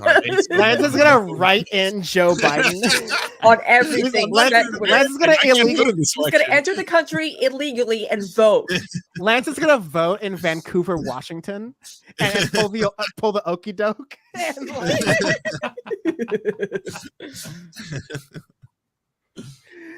No, yeah. Any other takers? Anyone else want to go on record? I don't. I genuinely don't know. I will say I have an overwhelming sense of dread, but that's not new. I have that every single day. I'm being treated for that. But so whenever I feel that the election is going to go a certain way, usually the opposite happens. So I'm feeling currently that Trump's probably going to win. I don't have a strong feeling. I think there are reasons why Kamala can pull it off if you look at certain data points. If you consider the prospect of whether or not she's being undercounted in polling due to newly registered voters who are mobilized by abortion, if you take into account the fact that she's actually gaining with white, non-college educated voters and white women, which is pretty surprising. And to her credit, maybe disproves my point about her theory that, running to the right hasn't been working because, she's winning the suburban wine mom vote. But having said that, though, it's so close that I feel like since it's that close, my gut tells me that it's probably going to be bad. And I've kind of been conditioned to expect the worst from America because we are a fundamentally stupid country. Myself included, I'm deeply stupid. I'm American. I can't help it. Mm-hmm. So I think Kamala could win, but I feel like it's probably going to be Trump. But because I'm feeling that, maybe the opposite will happen because that's the way things happen. So it makes me kind of encouraged in a weird way because I'm like, oh God, Trump's going to win. Does this mean that Kamala's going to win? You know what I mean? I secretly exactly have your opinion, Mike. I know what you mean. I just wanted to get the conversation going. Well, I was on a previous episode of Power Report. I was Dan knows where I'm going. I was, being skeptical about Kamala's chances, and in defense of Bam, me too, because Bam, go ahead. Well, and I was just being skeptical. I'm like, well, this is a racist ass, sexist country. Yeah. It's gonna be tough for her. And then our co-host of that evening said, Bam, cut that shit out. Stop being negative. I'm tired of hearing that shit. And you're just putting bad vibes in the air, basically. And she told me to just basically be confident that Kamala's going to win. And I was like, okay, you know what? If you're that confident that Kamala's going to win, if you're telling me she's going to win, I'm just going to believe you rather than stress about it like Mike. That's smart. I'm just not going to stress about it. And she was confident, so I'm saying Kamala. Now, if she's wrong, I might have to take a flight. But but yeah, so I'm just going to say Kamala because she told me to shut the hell up. That's a good quote right there. Kamala Harris, 2024. Shut that fuck up. More like it. I think there's some folks at the Brennan Center. I hope I'm getting that correctly, but they're one of the few folks, if I'm remembering, who are actually planning for okay, how would a state respond if Donald Trump was like, oh, I'm sending in Idaho's National Guard into Washington to handle some sort of Antifa uprising or whatever, right? They're actually creating the framework for states to actually engage with a Trump election sort of thing. And, we're even seeing it from the Republican Secretary of State in Georgia, who's like, yeah, we're not going to play that find me 11,000 votes bullshit game over here. We're not doing that this time around. No, sir. No, sir, Bob. So I have some more faith in institutions, and to play the, which parasocial relationship person said who game. I think Emma said something recently, Emma Vigland, that was just like, let's not forget that the media has the mainstream media where we're getting all this information about polling and it being a tight race. They have an interest in the narrative of it being a tight race and polling being close. I'm not necessarily saying they're PCH, people doing motorbikes, sorry, but I'm not necessarily not the cops saying, this time coming for you. yeah, for once, it's fun times on the Pacific Coast Highway. But I'm not saying that like the mainstream media outlets like your Quinnipiacs or morning consults are manipulating polls any more than they already do. But I am saying that your CNNs of the world, your cable news of the world are interested in it's a tight race. Keep it locked. Keep watching our coverage. Subscribe to our stuff because this is desperation hockey for mainstream media. It's collapsing right in front of us, and so people trust folks like us on screen, and even the folks we've talked about in the past on this episode, they trust those institutions, quote unquote, more than the institutions, right? And there's pros and cons to all of that. Like I said, Bam and I's example of you trust Al Jazeera to a point, but once they start talking about oil in the Middle East or Qatari politics or human rights abuses, maybe you tap the brakes. You just got to like be smart about the media you're consuming, and ultimately that'll work out. Yeah, well said. Matt, does Matt have a? I know, I was curious too, but I'm like, I feel like Matt has a pretty good track record, which is why. Let's keep talking over Matt. I really enjoyed that version of the show. He's tired anyways. He said we can railroad over him. It's fine. Oh yeah, I have no problem this episode. Usually I'm the one yapping away. So, I think this is the year. Jill Stein's gonna finally pull it off. That's right. Yes. Let's go. Get that 5%, girl. Hell yeah. I've been pretty I've been saying, I would say for the past couple of weeks and maybe even months that I feel like at this point it does seem like Kamala will win, but that feeling has diminished little by little every day, every week that has gone by. And I feel like it's getting closer. I still think she will pull it off. As of right now, obviously, there's still, a week and a half to go. Anything could happen. But it does seem like she'll pull it off. But, it felt much more of a sure thing right after she announced and had all that momentum. And before she, her campaign basically threw it all away with this weird turn where they were approaching, these barely existent non-Trump, anti-Trump Republicans. Mm-hmm. Yeah, one thing that I will say, just based off my my immediate like social circle, everybody says that I'm in like a bubble and I need to talk to more lefties. My family is basically half fascist, half liberal. And the fascist side, of course, loves Donald Trump. The liberal side is very fired up about Kamala Harris. Unlike other Democrats, unlike Joe Biden, they're like uniquely excited about Kamala Harris. Just talking to a couple of people. That's not worth much. These are just anecdotes. But, if that's some way comparable to other liberals who are also uniquely fired up in a way that I haven't seen, maybe there's something there. Part of it is, I think, the anti-Trump vote as well. Like, they're anti-Trump and they would be anti-Trump either way. But there is a difference between their response to Biden and their response to Kamala. I do notice that the difference is palpable. For sure. I had a friend of mine. She was like, she had said that she didn't really care if Trump won because it would make her feel like people cared about Gaza, which I disagreed with. But then like after Kamala, that was Trump and Biden. But then after Kamala announced, it was just like a complete like, oh my God, Kamala posting pictures. So it's like crying about like Kamala having a chance. And I was like, okay, interesting.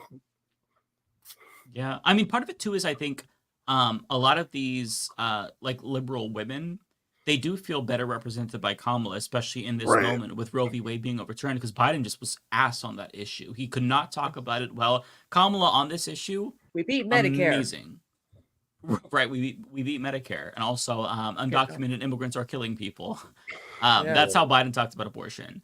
But Kamala is much better about that, and this really, I think that we've underestimated. Well, some people have underestimated just how much of a motivating factor that is for a lot of people.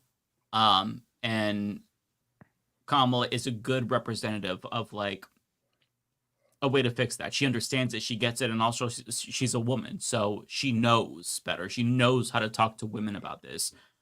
So that's one thing that takes away from my doomerism a tiny bit. Just the fact that there is that potential secret abortion vote out there, not to mention abortion ballot initiatives in Nevada, Arizona, Florida. I don't think it's going to make a difference in Florida, but it could help drive up her numbers in Arizona if the people who come out to vote for abortion in Arizona also throw Kamala Harris a vote.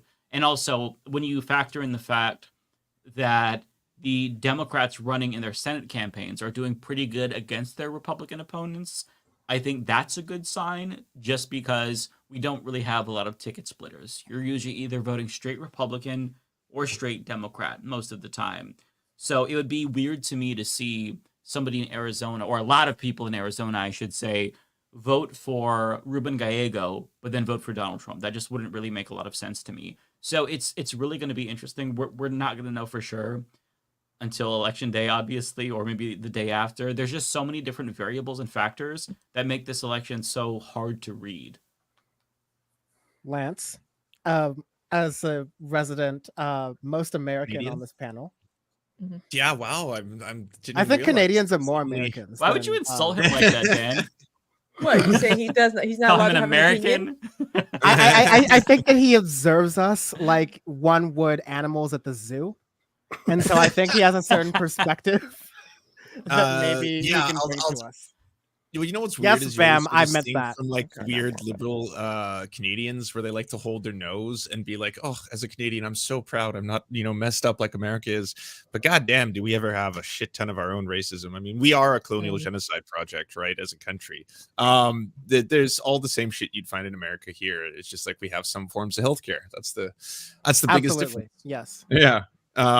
But who do I genuinely think is going to win? I would say, if I was just basing it off the maths right now, it does look like there's a slight 1.3%, I think, but that's within the margin of error for Kamala Harris, the Harris and Waltz ticket. And as that gap closes, as we get closer, I'll get more frightened, but I would still say that it looks as if they're going to win, but I cannot shake the kind of Hillary Clinton-y vibes that have been happening over the past couple weeks that are really, really disturbing. And I don't see a benefit to going to the center or trying to appeal to the center at the expense of your base. I think it's extremely, extremely risky. But we'll see. I mean, hey, maybe they'll switch from Dick Cheney good to Hitler too bad, maybe, and go with that. Yeah, I saw somebody put a tweet up on Twitter. I don't remember who said it, so I can't credit them. But they said something like, "Republicans, we're fascists. Democrats, we're Republicans." That's kind of, that's what this feels like, That's America. That's what we got. Yeah. This ain't some leftist country. You know what I mean? Like, that's what we got, dude. But we're working on it. But it's and we need every single, I'm not vote shaming. I'm not telling you who to vote for. I'm not telling you how to vote for, swing state, whatever. That's not this conversation, right? What are you going to do to be accountable to your choice every single day after election day until the next election? Because I care much more about that. And I think objectively that's much more important and much more substantial than your ballot's important, especially down ballot. The further down ballot you go, the fewer people are voting. So the more your vote matters. So I don't mean to belittle that, but that's one day. That's one form. That's something that you can, in places like California, you can kind of fill it out kind of early and just thug it out and just drop it whenever you want to, right? Like that's fun.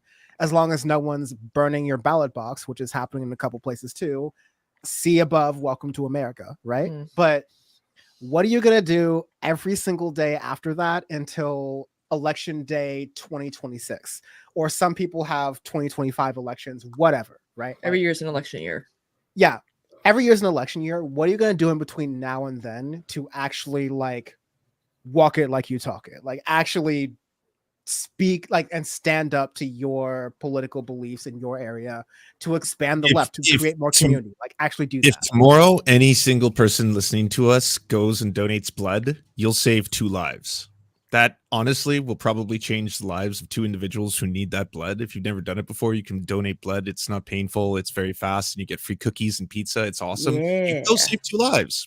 You want to lord it over other people, say that you're a literal hero and that you saved 2 lives today, but there's one little teeny way that you can actually make the world better and maybe feel a little bit more hope. Go donate some blood. That's a great recommendation. I like that. Mm-hmm. Yeah. Well, should we do super chats now? Yes, absolutely. Someone asked me about makeup, and I'm like, as always.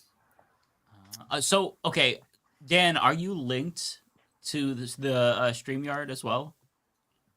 Yes. Yeah. Okay. Like So I'm streaming to my like YouTube and Twitch as well. Yeah. Okay. So yours might come up. Just quickly to the person saying, Lance, do you want Kamala Harris to say abolish Israel? That wasn't the point of that statement I made. I said that there's to the extreme, like lefties. Yes, that's what he said.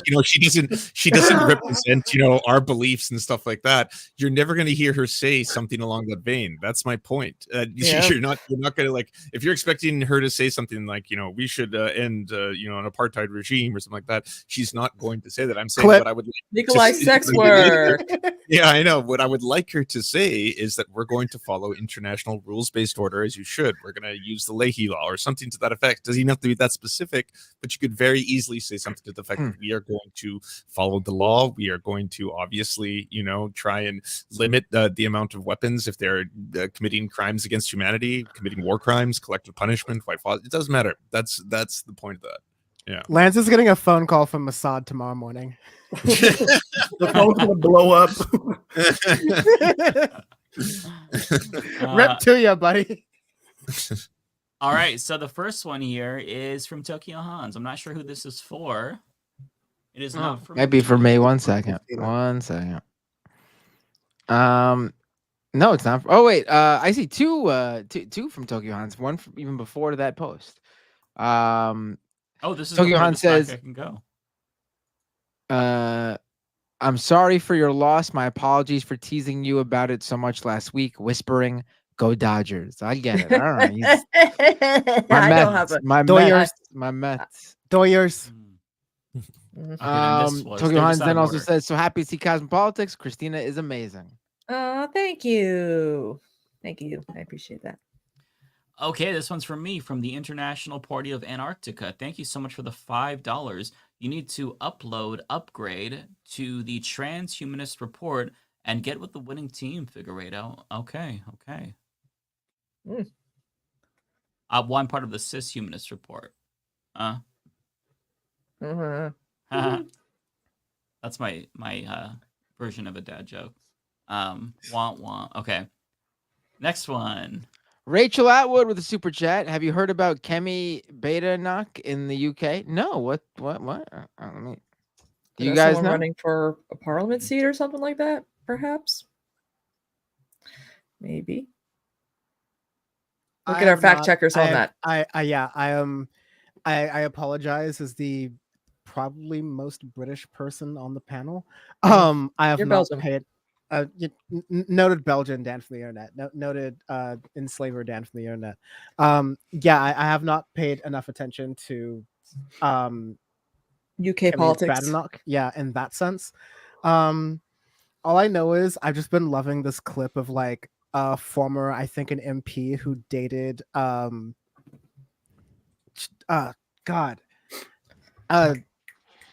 like no who's like the leftist like guy who ran for labor who like we all generally Jeremy enjoy. Corbyn? Jeremy Corbyn. She dated Jeremy Corbyn, and she was complaining that like oh, it's so annoying. We never do anything romantic. We never go out for drinks or anything. And then Jeremy Corbyn finally takes her out to a date, and it's to the cemetery where Karl Marx is buried. Oh my God. And I'm just like, base. That's actually really romantic. The complaint that she had was that Jeremy Corbyn's life was 100% politics. That's so fun. Relatable. And the best part was that she said, I wasn't ready to be the 1%, which kind of burns as a leftist for your partner to be like, I don't want to be your 1%. Damn, that's okay, funny. but thank you for the comment. I will look into them. Thank you for bringing them on my radar. Okay, so this one for me is from Rolando Capalleja. Thank you for the $10, Rolando. Mike, do you take part in any Halloween activities / traditions? This year I watched practical EFX masterpieces such as The Thing and An American Werewolf in London and playing Amnesia: The Bunker. That sounds like a lot of fun. I don't necessarily have any traditions, but like you, I like to watch a lot of scary movies. And then we hand out Halloween candy to trick-or-treaters, and we always get like a little special Halloween package for our niece and nephew when they come. Be it like a king size bar. Substance yet? Huh? Which one? Have you watched The Substance? Substance? Oh, no, is that good? So good. I'm gonna write that down. Lance, you know what? You should come on Movie Night Extravaganza one time, or a lot of times, because we're covering The Substance, but we already got like a guest book for that. But like any time, I'll we could. You talked about that. I've seen that. Late Night with the Devil was really, really good too. Ooh, we haven't covered that one yet. Okay. Oh, that one was good. I just saw that. That was really good. It's good, eh? Yeah, it's entertaining. Yeah. Oh, it's in theaters still, Substance? Yeah, certain places. So. Oh, okay. I also saw The Apprentice because me and the director have kind of like buddied recently. Cool. He's kind of a hardcore lefty. Ew. Wow. But nice. Yeah.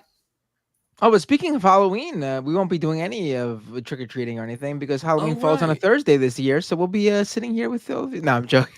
We're not doing a Halloween show. We're doing the Leftist Mafia on Wednesday instead. We forgot to tell you. We're going to do a Wednesday Leftist Mafia next week. Yeah. I was really excited to just not do a show, and then I was like, let's do Wednesday. I'm like, oh, that'd be silly. No, we're gonna miss the last Leftist Mafia before the election, and no way. Well, we will be together on the election as well. Wow. And announcement, should we announce it here? Yes. Y'all do it. Yeah. We're going to do a crossover with Power Report on election day. So they'll be back. Yeah, that's going to be... We'll have to work out the details still. I don't know what time we're all going to start. I'm starting at stupid o'clock in the morning. Are you really? I got some news. I will be...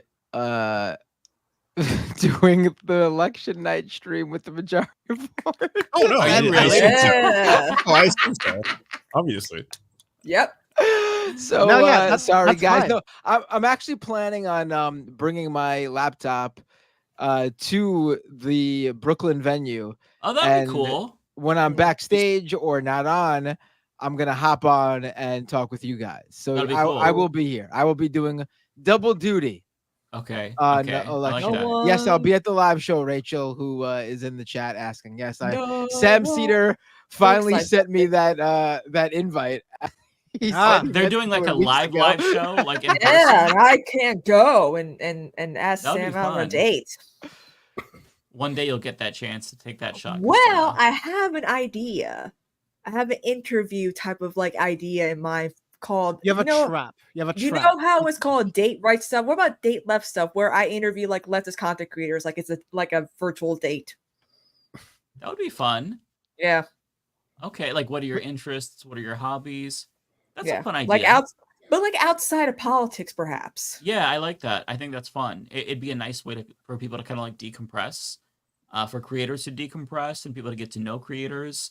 Yeah, I like that. I think that's a good idea, Christina. Yeah, I think I'm gonna do that. Yeah. Okay, so I'm gonna be. I'll just say like I will be if we're doing the things we were talking about. I'll be starting like at stupid o'clock early in the morning, and I'll just be like, reacting to what's going on, figuring out what guests we can bring on to talk about the election. Yeah, And- just like And commiserating. I'll be on with you together. at stupid o'clock too, by the way. Yeah, because you're on the East Coast, and so you will be able to be awake early, and I'll be able to be awake later. So that's the game. I am not going to jump on until they start counting the votes. So 7 Eastern. That's fine. I do know. wonder. I do wonder how late it's gonna go because it's not gonna necessarily. We're not gonna know. Yeah, We're you good. don't think so? 4 hours ago. Oh, wait, We'll I get a gotta- sense, I think. We'll get a I sense, think but we might not know for sure. Yeah, I think There's definitely going to be some outlet that tries to call it early. But go ahead, Matt. Oh, yeah. Sorry. Oh, yeah. But like North Carolina is going to come in pretty fast, and if she takes North Carolina, you could pretty much call it, in my opinion. That's a good point. Yeah, that's a really good point. Because North Carolina was not in play last time around. But if she doesn't take North Carolina, that doesn't necessarily mean that Donald Trump has locked it. But that also doesn't look Right. good for Kamala Harris. So like there's a It's game. just her path is more narrow. Matt, if we she gotta doesn't get the people to watch. We gotta get the people to engage with it. You gotta sell it, Matt. Yeah. Let me tell you, last in 2020, I put out my map the morning of election, my final map the morning of election day, and it was like 99% accurate. I had it. Yeah, I think the only state I missed was Georgia, and that's because I wasn't convinced at the time. I could have told you, but I didn't know you back then. Yeah, no, it was. Georgia It was a felt. tough It one. felt. Yeah, it felt like. It felt like it wasn't happening, but I was wrong. But I remember that night when all the states were coming in and it was close in certain states and people were freaking out. I was like, everyone chill. It's looking good. And everyone's like, are you kidding me? It's over. Biden lost. I'm like, chill. It's looking good. Trust me. And it ended up being fine. We should go back to super chats in a moment, but the thing that's tripping me out is the early voter thing, because before in 2020 that was just like, okay, early voter counts are pretty much a lock for the Democrats because the Republicans have catch-22 themselves into treating early voting as like, haram. And so, or whatever the Christian extremist version is of haram, right? And so now Donald Trump is now openly saying, I love open voting. It's great. You can vote and it never touches the human hand other than yours. And so, I mean, technically. Again, right. So I think that's there's so many, every 4 years, there's such a different calculus, especially right now, that the pollsters might be overcorrecting for.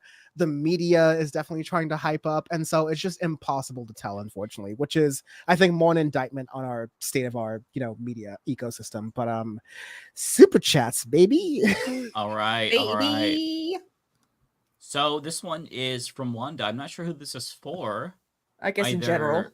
Yeah, it could be for David Dole also, because David Dole, his channel, both of his channels are linked up. But if this is for you, Dan, or Christina, or I guess that you both have your Twitches linked up. Yeah. So but I think I have this my is for- YouTube, but yeah. This is probably for like everyone in general to know if anyone in the chats live in Maryland, perhaps. Yeah, it's definitely not mine. Because I don't live in Maryland. I will go ahead and read it. Wanda is always really good about reminding us about this stuff. If you live in Maryland, early voting starts today. Make a plan to vote. You can register in person and vote the same day. We have a key Senate race. So thank you so much, Wanda. I really appreciate Wanda always. She always gives us these reminders, and it's very important. This one's for me. Armando Hernandez with $5. Thank you, Armando. Doesn't Israel have spies in the U.S.? Yeah, probably, and a lot of them are on US Twitter right now. too. Yeah. The U.S. has spies in Israel. Iran has spies in the U.S. Yeah.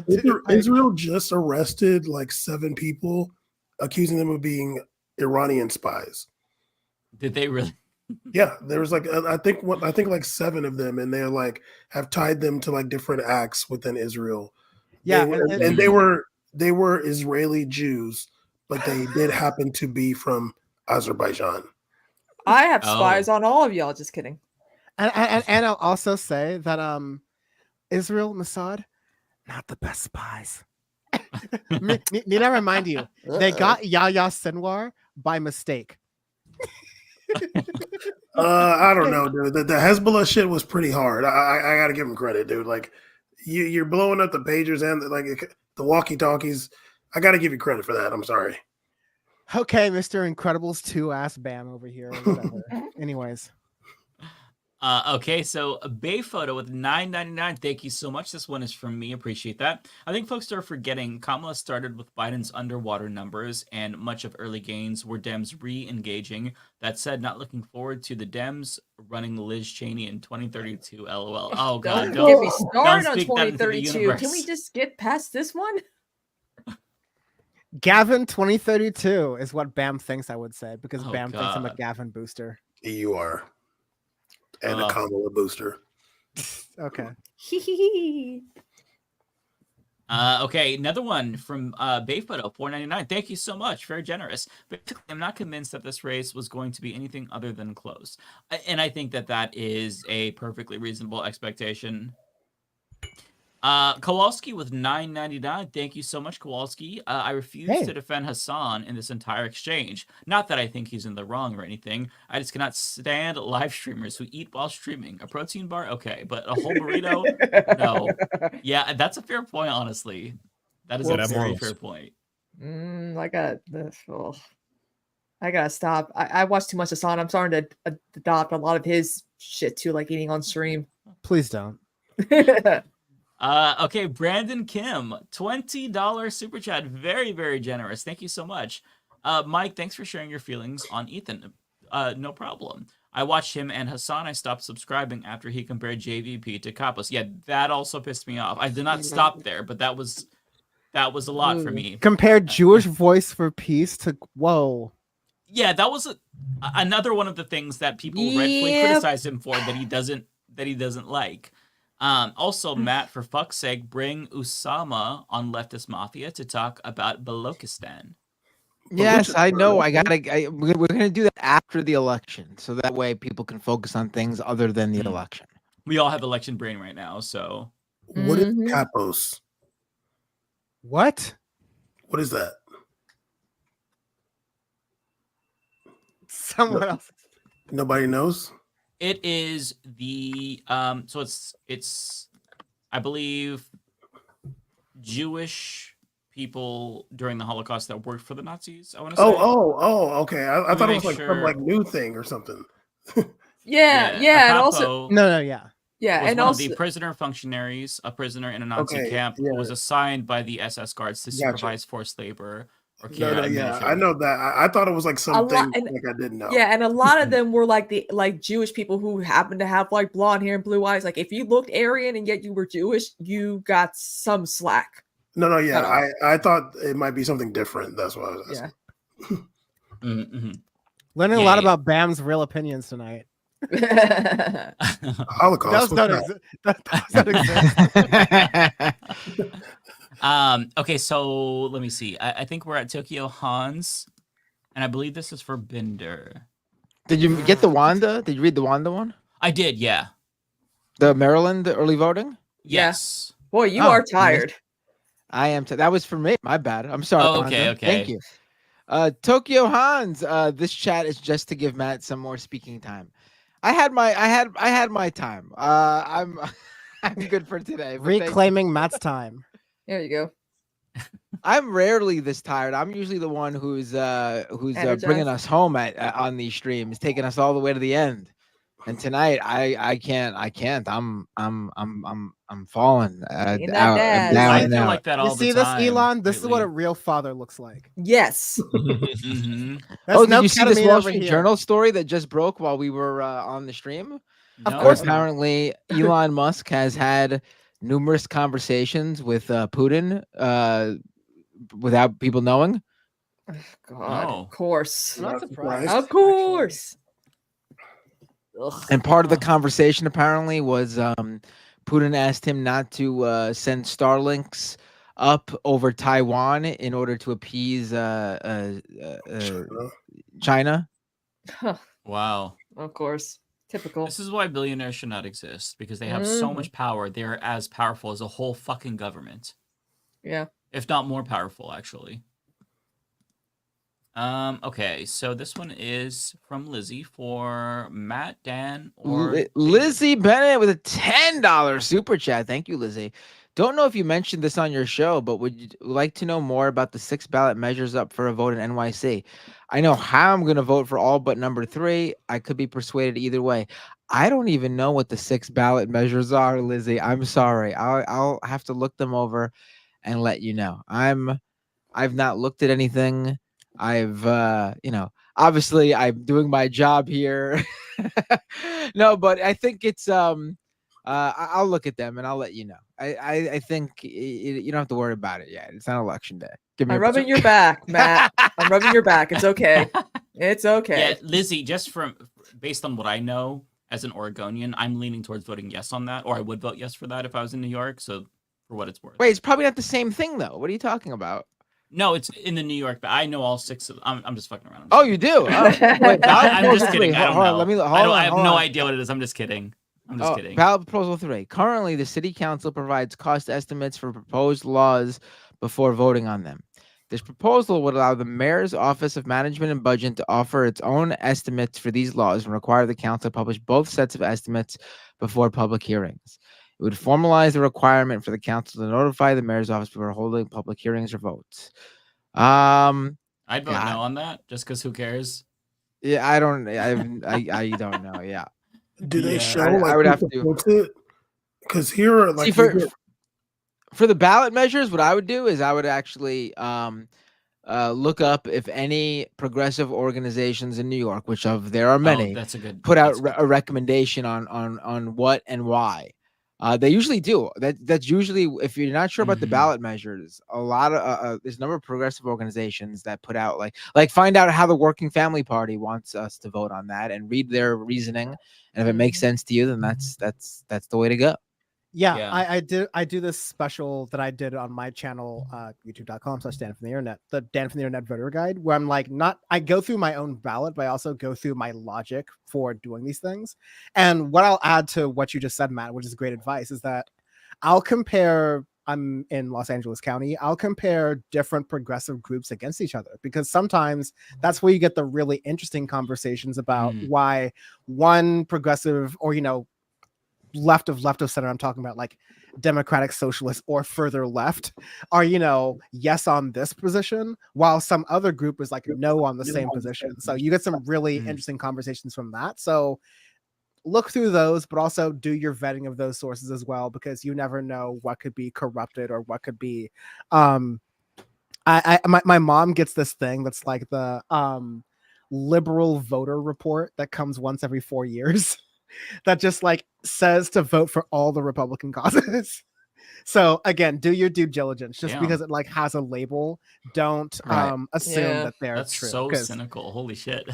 Oh, right.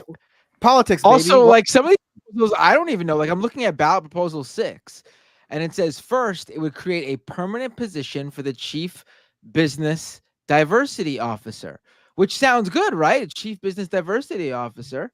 And then you find out it's a role that was created by the Adams administration. And now I'm second guessing if we should have that, because if the Adams administration formed it, then it was probably some bullshit role Eric Adams made to give his buddy a high paying job in the administration. So I would need to read more about what progressive organizations think of this, because I can't tell just by reading it, honestly. Diversity in the sense of like 50% cop representation, 50% non-cop representation. Or it also 60% says cop representation. It also says the ballot proposal would also give the mayor the power to issue film permits. That responsibility is currently under the Department of Small Business jurisdiction.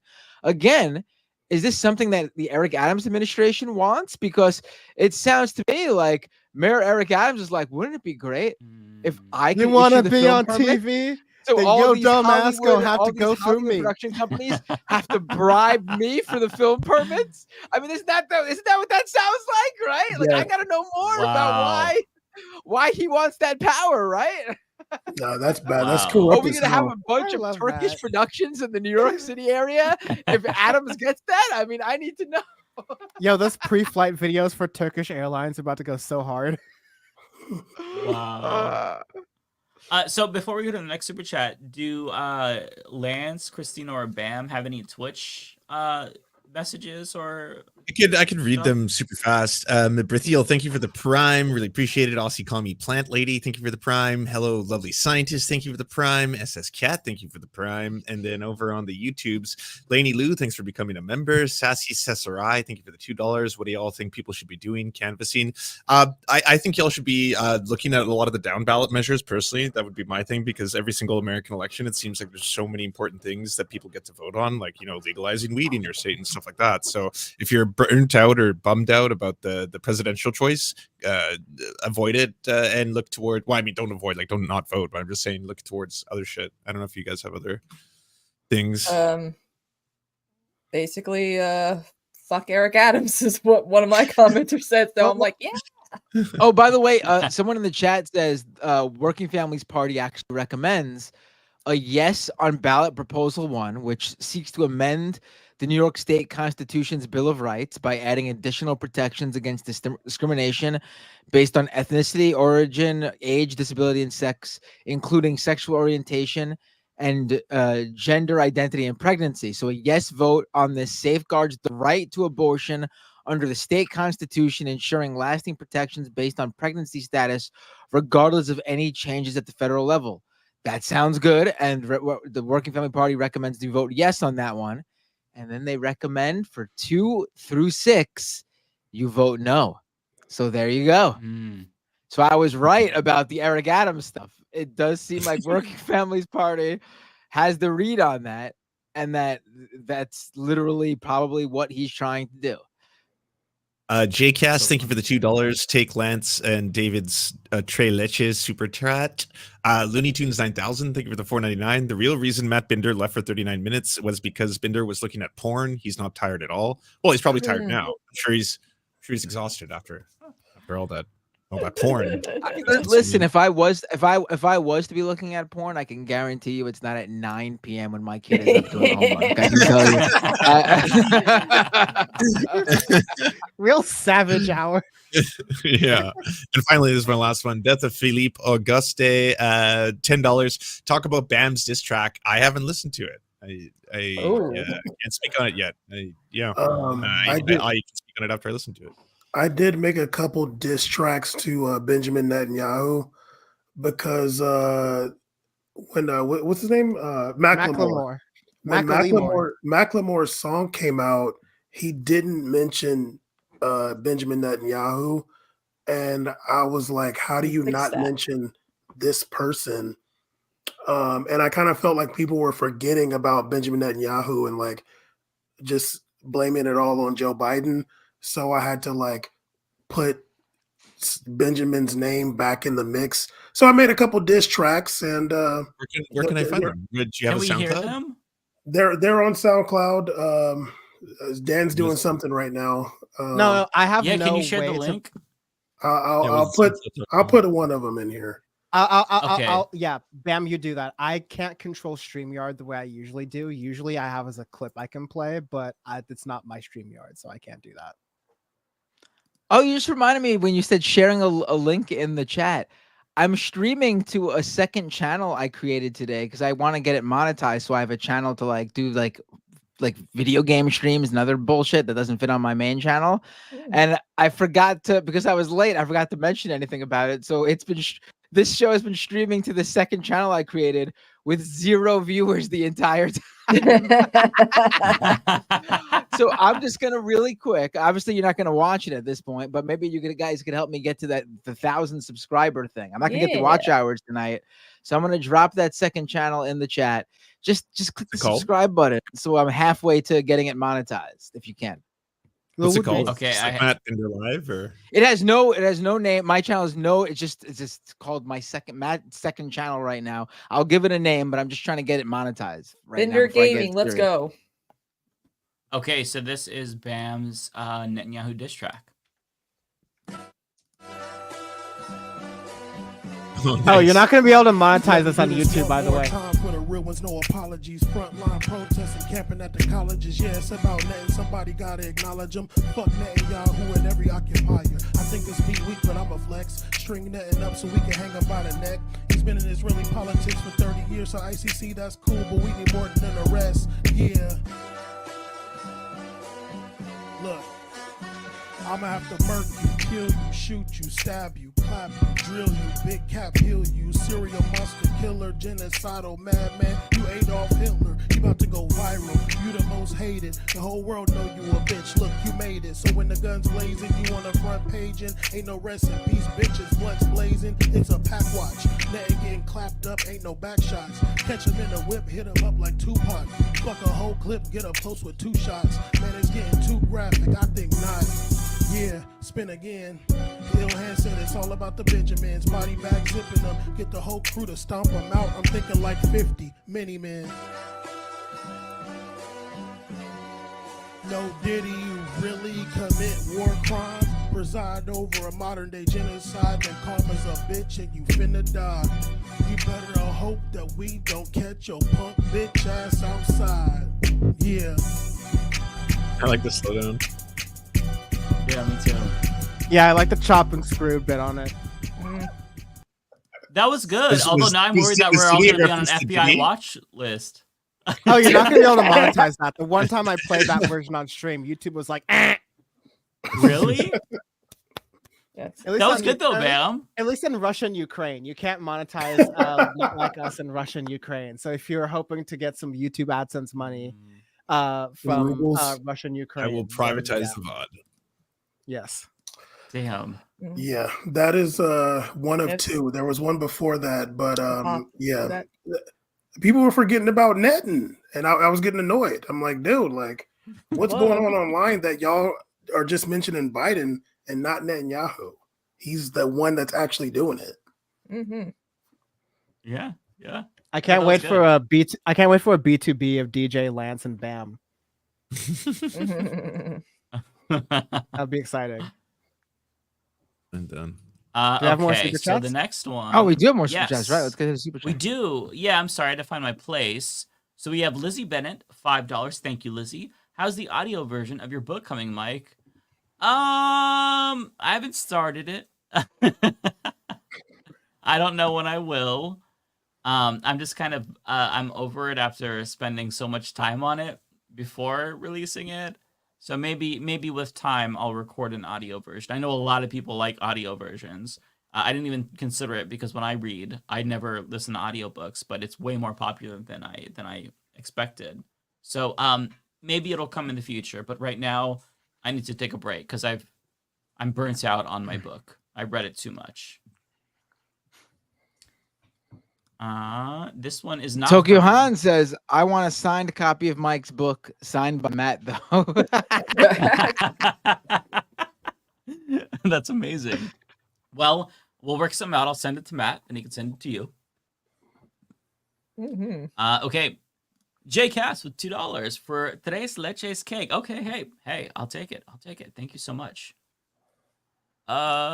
Looney Tunes one. Oh, it's for me. Maybe from One of the Matt. commandments of the leftist mafia: thou shalt not watch TYT, Fox News, Corruption Media, Tim Pool, Daily Wire, and Ben Shapiro. I mean, No, you guys can watch. You Corruption guys can Media? watch all that. Yeah, I was like, You I guys don't can- know even what I've never corruption heard of media that. is. we won't be I able don't to know watch what that Tim is Pool either. anymore because apparently he doesn't want to debate Sam, so he's gonna also I Tim love- Oh, that's, no, that's Oh. still happening. that's They're- still they're- happening. Oh man, Is it? that means Sam has to wake up at 4 a.m. in the morning. He doesn't want to do He that. does. So Tim Pool's a dad? No. Well, apparently he's going to start a family. He's not a dad yet. But With he who? will be. Has he His found COO. somebody I was watching his full live stream yesterday, and apparently he's I- going to marry his COO of the company. So The old Is that Elon. Cassandra Fairbanks? Elon. Yeah. not No, Cassandra no. Fairbanks. Is she at least getting a Different horse out of the actually, or- deal? I do not know what the deal is. I just think it's kind of funny When- to Oh, put someone as God. the He CEO of announced- your company and then When he announced, it was unclear to me if he was saying like he's My family. already going to be a father or if he wanted to. Like it's still like, if you At this- listen, he does. at the start of the stream he says I am announcing that we're gonna get married and that like apparently they've got a kid on the way or something. So I think it's Wow. I think it's official. Yeah. Oh. I don't think Tim Pool knows where it is. Congrats. He doesn't know where Where's something what, is. Dan? No. Dan, for bringing male We don't gotta pattern be like baldness that. into the. No. He thinks you put the beanie where the. Never mind. Don't do that. All right, let's What? move on. God. Damn, Dan. He didn't use a weenie beanie. No. I'm happy he's debating. Hope he watched Sam. it I can't first. wait to watch that one. He is gonna be he is good. still debating Sam. That is the thing that's going down. Here's Sam. what I will say.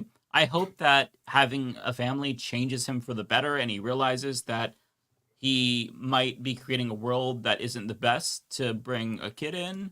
Come on, not Mike. holding You my know breath, you ain't gonna do that. But it'd be really nice if he. That's he what grew up happened. a little bit. That's what happened when Matt Walsh had like his 5 kids. He realized he wanted to make the world a better place, and he changed completely. That's true. So Even true. And now Crowder? look at him. So true. Didn't he say he would like disown his kids if he found out any of them were trans? Something Yes. worse than that. Like something. Yeah. Yeah. Like No. he would be abusive. Like he would I would do child abuse on my kid. Like. But yeah, something Mike, like I Yeah. love your optimism, but in the words of Patrick from SpongeBob SquarePants, no.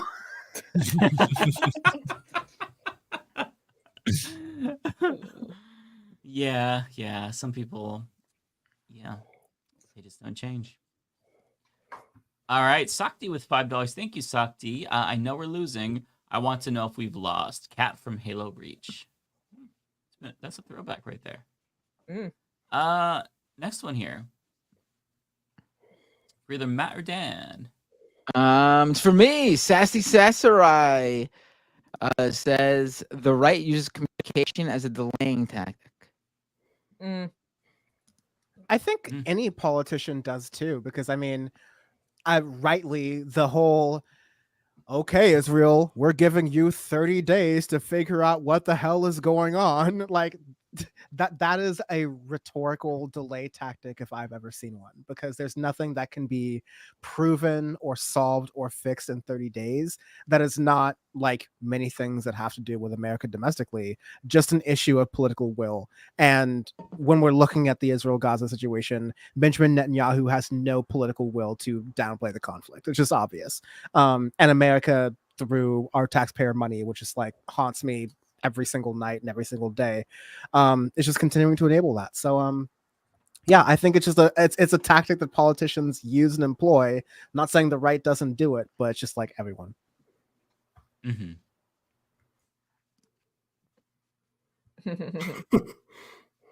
Someone loves religious cake. Matt. J. Cass says tres leches is love, tres leches is life. Tres leches is very good. I'm a big fan.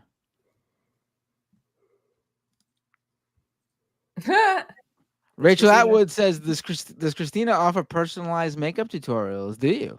No, but I really should start doing like part of my Sunday fun days is actually like getting ready with me, because like I do okay with makeup, I guess. You could do, So you that could do like a talk politics and makeup. I feel like there would be an audience for that.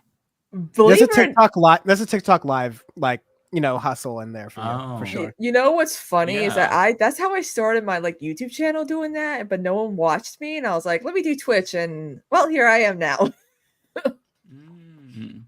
Yeah, I I feel should like start doing that, that's- though. There's so many different makeup streamers and stuff. We had Kenny on the show, and she talks about movies and TV shows that are usually bad, and she does makeup while she talks about it, and it's really entertaining. Because like for me, like Yeah. I don't care about makeup, but she's doing it as she's talking. What she's saying is interesting, but it's kind of like Yeah. to me, it serves that whole like Subway Surfer / Kinetic Sand / political Yeah. commentary meme that we see on Yeah. like TikTok. So it's like. Yeah, the first person, we have to give credit to Bailey Sarian. I highly recommend her Dark History. She does her murder mystery makeup Mondays, where she puts on makeup while discussing like a true crime story that's heavy on her noggin. And then she does a sit down chat where she discusses like student loans and why college is so expensive, the move bombing. Like she talks about like dark history.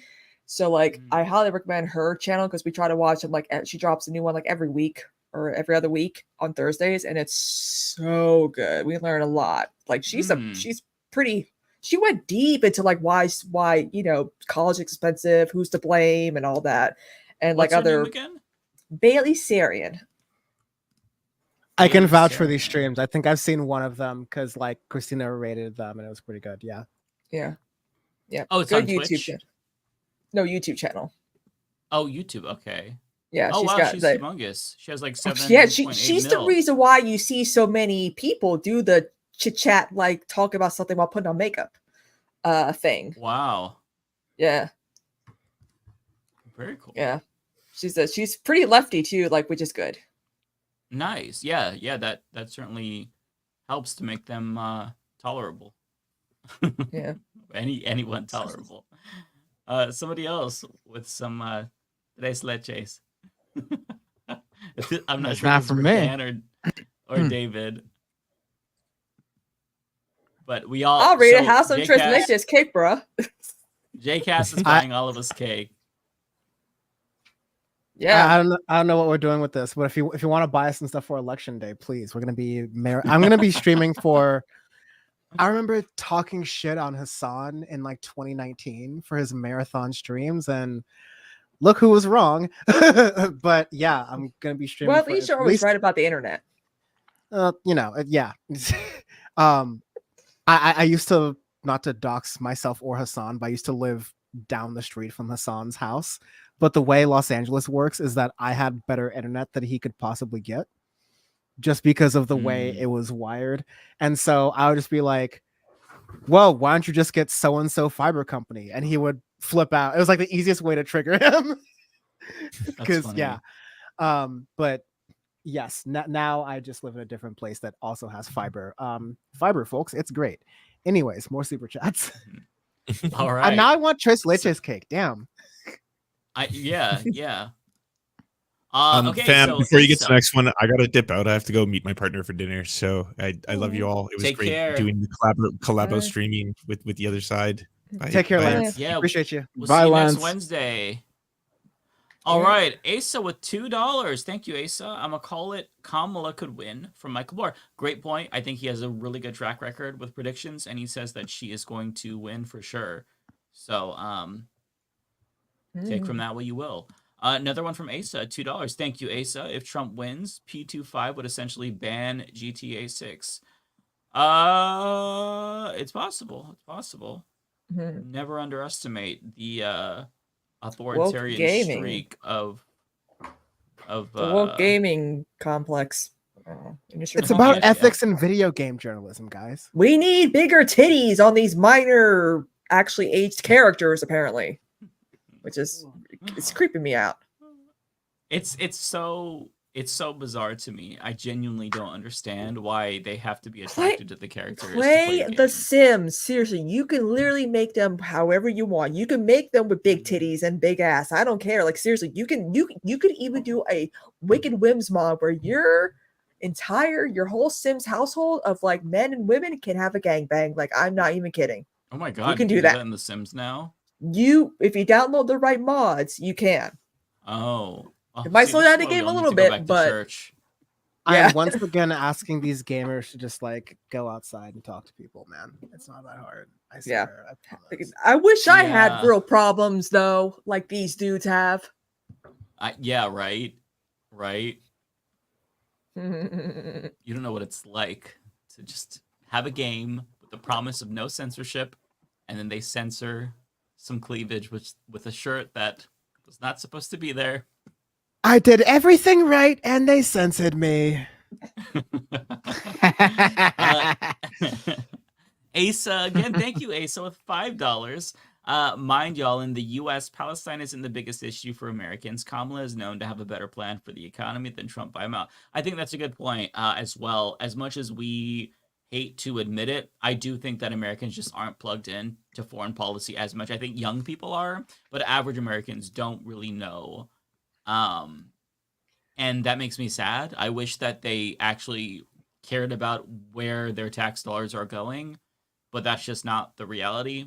So yeah, another reason to think that with the economy, another reason to think that, maybe people will vote for her because I think she's done better at gaining trust on the economy, which for those who don't know is very difficult for Democrats to do because Republicans always have an advantage on the economy. Because they always take the credit that the Democrats do. Right, and to that point, Right. because I've talked about this with like Jessica Burbank a little bit as well. Both of us like econ brains. Like, yes, the topic, like even the Wall Street Journal has had to go tail between their legs to be like, yeah, tariffs would be fucking terrible for the economy. I don't know why Donald Trump keeps saying it. It really makes it hard for us to continue endorsing him when he keeps saying that like tariffs are going to fix the economy because it's fucking stupid, right? Like it's just obviously. But I also, I don't think the mainstream Democrat or the mainstream Republican even is like, even the most like finance pilled Republican is voting based off of the Wall Street Journal editorial board right now. Like we have a whole kerfuffle with the rich benefactors of the Los Angeles Times out here preventing the LA Times from actually endorsing a candidate from their editorial board. And, like that's a whole thing here. But also, let's be real, I don't think a lot of people are making their decisions based off of these, endorsements from these papers. And so, yeah, you can definitely objectively say that Kamala Harris's plans by, not proposing tariffs like just by the definition of like not proposing the bonkers, dumbass, crazy things that Donald Trump is proposing for the economy is better than the economy for sure, right? But I think the people who are going to vote for Donald Trump, they'll say the economy. I've said this before on the show, on PowerPoint, like the people who are asking, I like Kamala Harris, but I just want to hear more about policy. These are people who are on the fence about the 2024 election.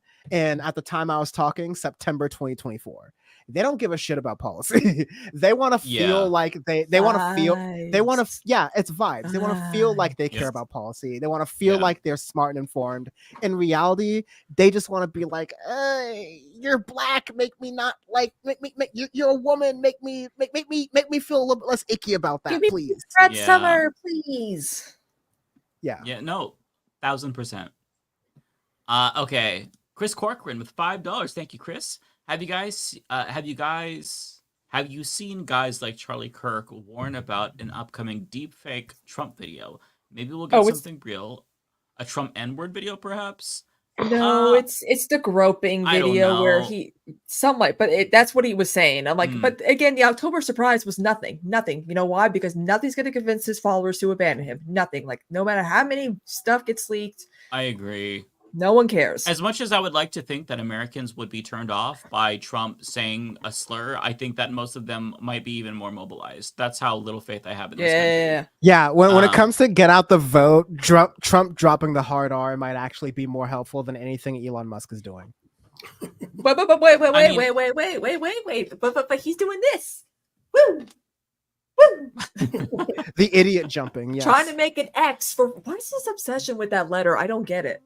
Like we already have X videos. I enjoy it from time to time, Elon. Like, what are you talking about? Because he mixes his ex-wives. True. Shout out to an amazing panel. Thank you, Sachi. Thank you so much. Thank you, Sachi. Shout out to Sachi, who is the producer for Power Report, who helped get some of the clips going for us. So yeah, thank you. Very cool. I owe you $2. Shout out to Sachi. Okay, I exist with $5. Thank you so much. Voted early. Got a pro-Palestine teachers union member for city council running here and a housing first mayoral candidate. Hell yeah, that's a good get. Good on you. Glad you voted early for that too. That's awesome. Yeah, I'm gonna vote early because I want to start a stupid o'clock with Dan. Okay, I don't know who this is for, but Super Platinum Man, $2. Thoughts on this is for me. Thoughts on Big Meech being released from prison. I didn't know he went to prison. Idea what you're talking about. I don't even know who Big Meech is. Thicker than a Snicker? We're talking 2009 Big Meech? That's the guy? No, I don't know, man. Matt, you're slowly becoming Sam. Big Meech was a drug dealer in like the late 90s, early 2000s. Oh, okay. And he got like 30 years or something like that. And he just got out. Oh God, I'm such a millennial brain where I'm thinking of the song, like the one hit wonder. Amazing. Well, if he's a drug dealer and he's released from prison, I think 30 years, that's a lot of time. That's a lot of time for that. So yeah. Free Fetty Wap.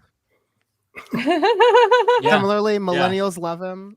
He's caught up with the feds. Like all he wanted was to, ball out with his trap queen, and he did everything right, and they indicted him. Yeah, free Fetty. I think that we need to stop. Okay, just stop. There's more people you could be locking up besides them. Okay, Prairie Fire with a sticker for somebody. I don't know who, but thank you for the sticker. We have quite a bit, so we have quite a bit. So maybe I'll just go through and read them, and just not differentiate who they're for, because there's quite a bit. Okay, I'm just gonna go through. Parker with $5. Thank you so much. Remember, like a week before Biden dropped out, when you and Lance did a vid with Ole where she said, "I'll cash app you $500 if Kamala gets elected." LOL. Oh, I do remember that. Oh boy. Well, we'll see. We'll see. I love That's funny. I love her pop culture channel so much. Like when her and I are on the same level, like when it comes to House of the Dragon. Like when I'm watching, I'm like, yes, exactly. You're on point, girl. Like it's so funny. Yeah, she like her commentary about the show is better than the show itself, honestly. Oh my So god, yeah. funny. More leftist brand synergy. I'd be remiss to not say that Ole has an interview with Emma Vigeland coming out soon on her channel, so definitely check that out. That's going to be awesome. From what I hear, Emma was excitedly texting me about it after it happened, so I'm like, okay, it's probably going to be good. So yeah, I want to be on Ole and I Friends might know so something about that. bad. I may have been on the panel as well. Mm. And it might have been pretty good. So yeah. Okay, where am I? Okay, here we go. Pandora Bryn with $4.99. Thank you so much. I realized Ethan was bad faith when he viciously went after Vosh and lied about him, so I wasn't surprised when he did the same thing to Hassan. Thank you for the super chat. Tara with $5. Why is it that family says that it is okay for us to disagree on who we vote for without coming to grips with how Trump took away my rights as a human? Tara, that's a good point. And it's because they don't think about the impact that the politician they're supporting has on our lives, because it doesn't affect them, even though we're family. So it's there's a lot of people who view politics like sports, and a lot of people who view politics as like a life or death situation for themselves or others or people they care about, and we all get one vote. So that's how it is. Wait, we do? Yeah. Maybe you only get one vote, Dan. According to Elon Musk. Kowalski. So many people. Kowalski, the $10 super chat. After my call with you last night, I developed a plan. By 2032, I will have my vengeance, and by 2042, there will be a social democracy across the republic, or there will be a John Brown moment. What? Whoa! Let's go. Based. Yeah. They mean John Brown the rapper. I mean H. John Brownjamin. Dragon in the West with $5. I absolutely agree. Billionaires should not exist. No representation without taxation. You want a political voice? Pay your fair share. Yeah. Here. Mm-hmm. Tunbosin with $10. I think that's for Matt, but I'll go ahead and read it. Oh, it's for me. NYC folks, vote yes on Proposal 1. It helps enshrine abortion rights to the New York State Constitution. Forget the rest. It's a power grab by bum-ass Adams. For more info, remember 8888 Eric Adams. Wait, what? I don't like all them that eights last next part. To each other. I know, it makes me feel a little bit uncomfortable, Tunbosin. I won't lie. I exist. $5. Thank you so much. The Arkansas Supreme Court shot down the abortion ballot measure, and they straight up said they'd ignore the medical marijuana measure votes. That's fucked up. Yeah, not surprising because it's Arkansas, but still very, very messed up.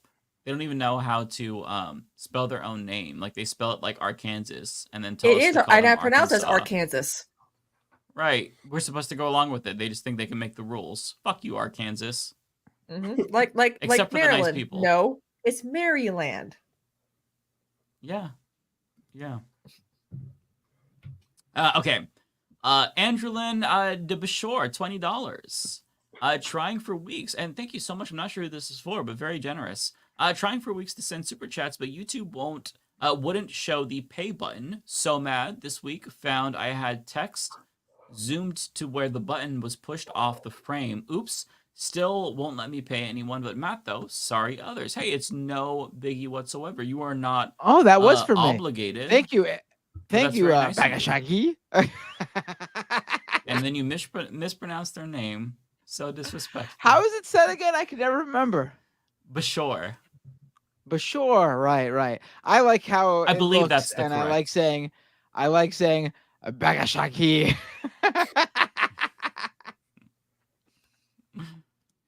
Okay. Tumbosin with $5. Thank you, Tumbosin.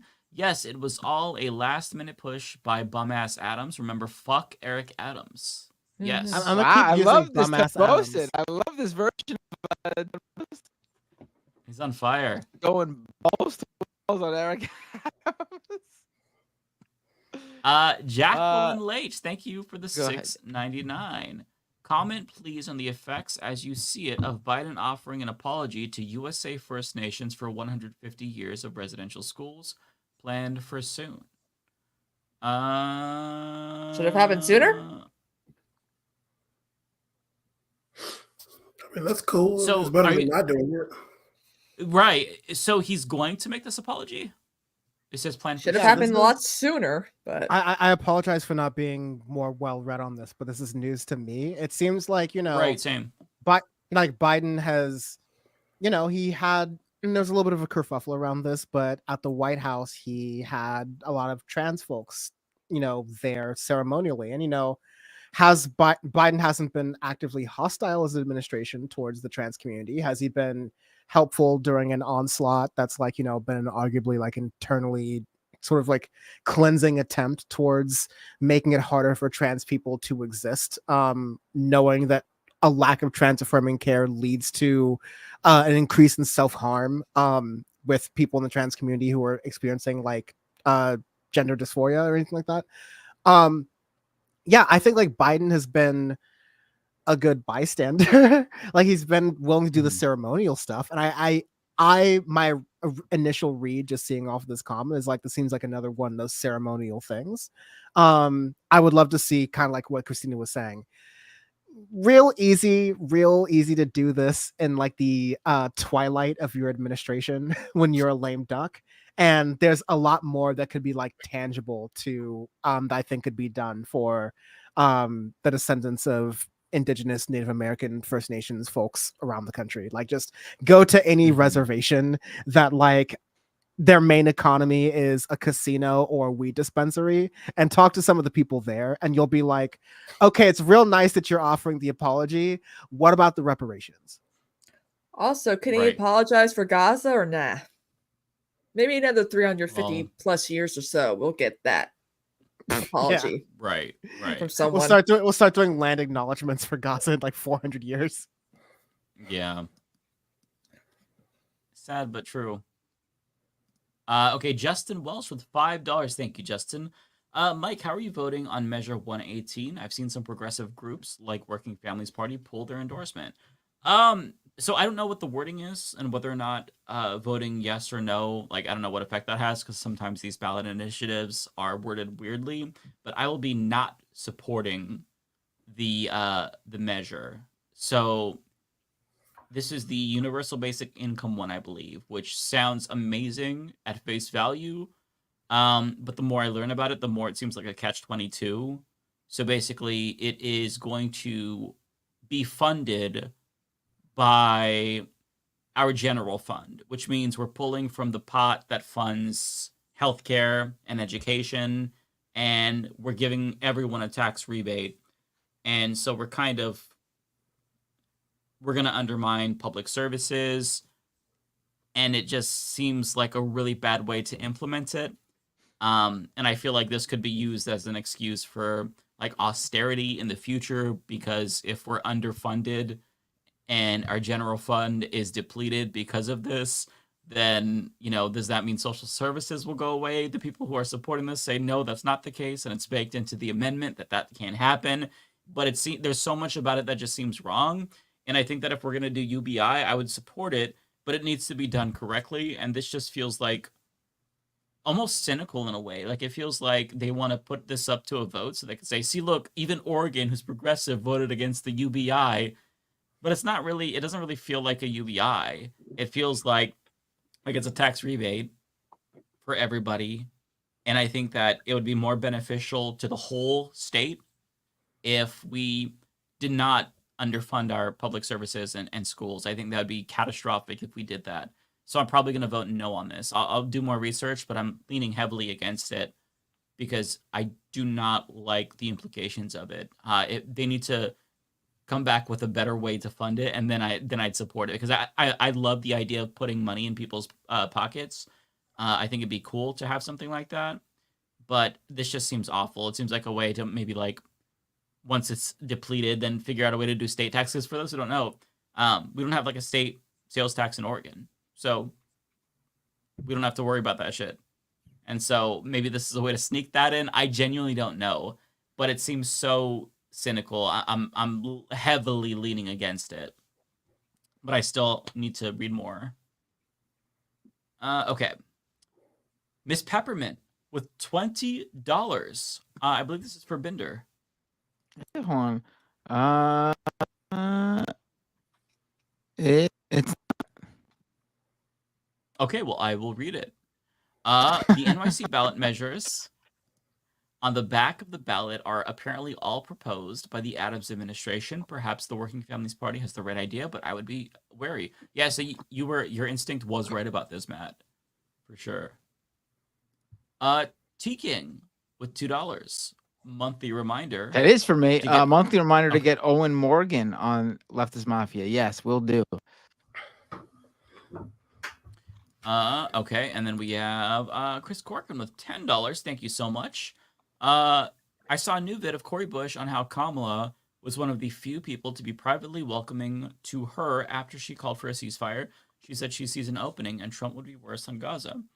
Yeah, I mean, I think that everybody can acknowledge, if they're being honest, that with Donald Trump, he's going to be worse on Gaza and there will be no openings for an arms embargo. With Kamala Harris, a lot of us are very skeptical and cynical for good reason, but at least there's a possibility. I don't know how large of a chance that is. Maybe it's 1%, maybe it's 0.5%, but that's more than 0%.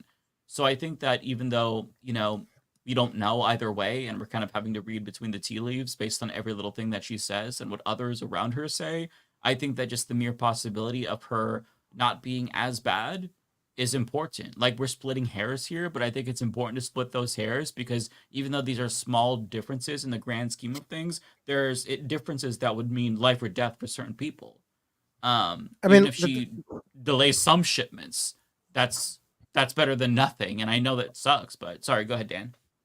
No, sorry to almost cut you off, but like, you're making a great point. I just want to like buttress that by saying there's no one like the Adelson family who has been bankrolling Kamala Harris for multiple presidential cycles and presidential runs the same way that Donald Trump has. There's no like Golan Heights delivery. There's no, give me this tit and I'll give you this tat. Then like, there's nothing on there, APAC stuff notwithstanding. Yes, Kamala Harris has to play the game in the Democratic Party. That's how it goes. Like, the thing you trade off for that is getting to have at least 40% of the country on your side by running on the Democratic ticket. But yeah, I see from Donald Trump what I've seen from Jared Kushner, even during like pre-2020, which was, Gaza would make really nice beachfront real estate property.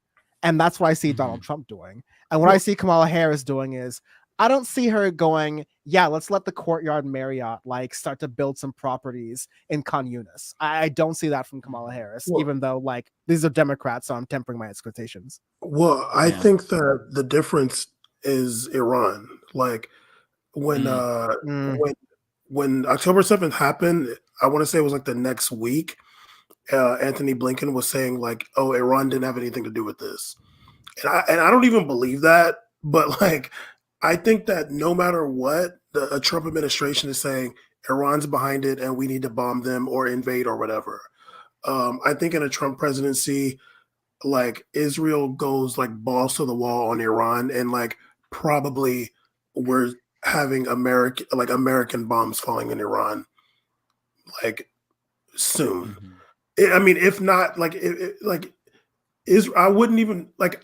I think if Trump gets elected, Putin nukes Ukraine with some tactical nuke or whatever, and for sure Israel is like bombing the hell out of Iran, and probably America is too, bombing Iran. Maybe not a nuke, but I can see like a Moab, like a vacuum bomb, like sort of thing. They have this whatever tactical nuke or whatever.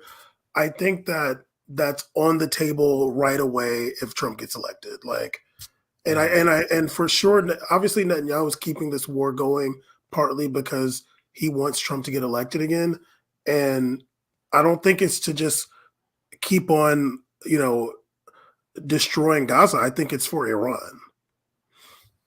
Yeah, I mean, and to your point, Bam, I mean, Kamala's national security advisor is Phil Gordon. He is the individual who negotiated the JCPOA under Obama. And this is somebody who has acknowledged privately that Biden's policy has been a disaster as it relates to Israel.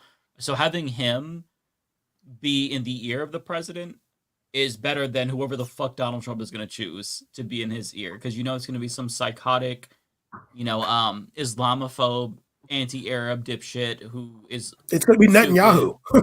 It's going to be Netanyahu in his ear. Yeah, which, I mean, to be fair, that'll probably be the case for Kamala too, but at least she has Phil Gordon, who is going to... I don't think that Phil Gordon wants war with Iran, and I think that he wants... Right. I think he genuinely wants this to end in Gaza and Lebanon. Whether or not he'll have enough sway to convince her is a different story, but at least she has someone like that in her ear. So, again, it feels shitty that we're splitting hairs and we're trying to figure out, who's going to best manage the genocide, because that's really what it comes down to at the end of the day. But, I mean, these are the options that are going to win. That's the two choices. And, gun to my head, I would rather have Kamala in charge as things continue to get worse than Donald Trump. Because there's a reason why I think Netanyahu wants Trump to win, and that scares me. Yeah. Why Putin wants Trump to win. Why every single autocratic, theocratic dictator the world over is yeah, if you ask me, Trump, of course. Yeah, because much the same way strategically, an American president's an American president. An American president's always going to be for a quote unquote foreign adversary, even with Trump, a little bit of a curveball situation. But as a leftist, I can justify people who are voting for Kamala Harris, just as I can justify people who aren't voting for Kamala Harris. But I can justify that vote as okay, I think Ole has expressed this really well. I'm voting for who I'm going to be adversarial towards, and the Democrats are always a better adversary for me and what I want to accomplish versus the Republicans, who are, stronger adversaries in the sense that they are more likely to oppress and repress and suppress anything that we are fighting for on the left and make it a harder battle. Whereas with Kamala Harris, I'm not saying that oppression, suppression, repression is not going to happen, but it's going to be much easier to deal with. That's so important. And people also need to realize that Biden is uniquely bad here. Our military industrial complex is basically semi-autonomous at this point, and the president just steers whatever direction it goes in. But there's the report that the Pentagon was at odds with the White House when they were okay with Netanyahu going into Lebanon. For the president to defy the Pentagon, that's pretty big. That's pretty huge. And I don't think any other standard Democrat would allow that to happen. Even the most corporate shit Democrat, milquetoast Democrat in the world. So Biden is an ideologically committed Zionist, whereas I think that Kamala Harris is just, she took money from APAC and she's towing the line that she thinks she needs to toe to win. But she's not dedicated like Biden is. So I don't think you're naive to expect Kamala to be better. I think it's reasonable to expect her to be better. How much better? I don't know, but better than Trump. Yeah, I think that she would be better than Trump. I feel like it's obvious, and for people to deny that is a little bit disingenuous. Even though she's not where she needs to be, obviously none of us are happy with her stance. But I mean, again, we've got two choices. It's Duverger's law. You're not going to vote for a third party that can win. Unfortunately, we have to change the system in order to get that to happen. So it's going to be Kamala or Trump. And given that choice, I hope it's Kamala. Yeah, I hate when people like attack Ole for like that stance. I'm like, I'm like, she's always had this sort of stance though. Like it makes sense to her. But then like same with people who are trans that want to vote for Kamala, there's some leftists like, well, did you hear this one story about this transgender prisoner who didn't receive care under her? I'm like, guys, come on. Like, what do you want? What do you want? What do you want I us think to people do? always work backwards from their conclusion to justify whatever they're going to do. And I get it. Like, as leftists, we're going to be perpetually disappointed in the Democratic Party. That's just a fact of life. We are never going to be happy. They're never going to be where we want. They're not going to be socialists. The closest we got was Bernie Sanders. And that's it. Don't know if we're going to have another opportunity. So you work with what you've got. And I don't think that Trump is going to help us advance our movement, however much we can advance it. It's going to be counterproductive. So I think it's just unwise for people to just think, oh, well, fuck it. I'm not satisfied with Kamala. Let Trump win. I think that's really reckless, even though I understand the desire to want to punish Kamala. But you can't punish Kamala and Democrats for being bad without punishing yourself. And without punishing the people of Gaza and Lebanon even more. It's like we all have a gun to our heads, and we're all fucked if that trigger gets pulled. Yep. Right. Guys, I have to run. It's getting real late over here on the West Coast of America. On the West Coast? But thank you for having me. Hopefully I can come back again. It was lovely. It was amazing. Are you going to be here on election night? Yeah, it was great having you. I will be around on election night crying. Awesome. Well, we'll see you then. Take care, Bam. Bye, Bam. Take care. And I don't know if I can drink on election night. I'm not drinking. I might have a little bit of weed, but like I'm not doing that on election night anymore. I smoked too much on the 2016 election night, and that was like a bad night for me. I did nothing. I'm entitled to one election fun, drinking, whatever. You are. I got super drunk at the birthday party that Matt is going to get like a 7-Up drunk, or like Mountain Dew drunk or something. Red Bull. A sugar high. Oh god, Red Bull, you're insane. You at least gotta do the sugar freeze, man. They taste better. Oh no, hell no. No. What do you if you're drinking soda or an energy drink, you do the caffeine, you do the sugar. If you don't, then what's the point? I respect that. I respect that completely. I just think that sugar-free Red Bull tastes better than sugar-filled Red Bull. So that's just a preference. Never. I mean, I drink soda every day, and I drink Red Bull once or twice a week. I need it. I need to be awake. Well, only one of us is a star reporter, so I guess I should be following your method. And I usually drink the Red Bull. Actually, I play in a soccer league, and I usually drink Red Bull right before playing, so I can. I'm extra spicy on the field. I just want to meet your cardiologist, man. Yeah. Oh, my AirPods just disconnected. 1 second. That was weird. I'm back. Hello? Hi. You here? Hello? Yeah. Yeah. I can hear you. Yeah, I hear you. Okay, my AirPod disconnected. What were you gonna say? What were you saying? Oh, I was just saying I want to meet your cardiologist. Oh, I'm sure they'd like to meet me too.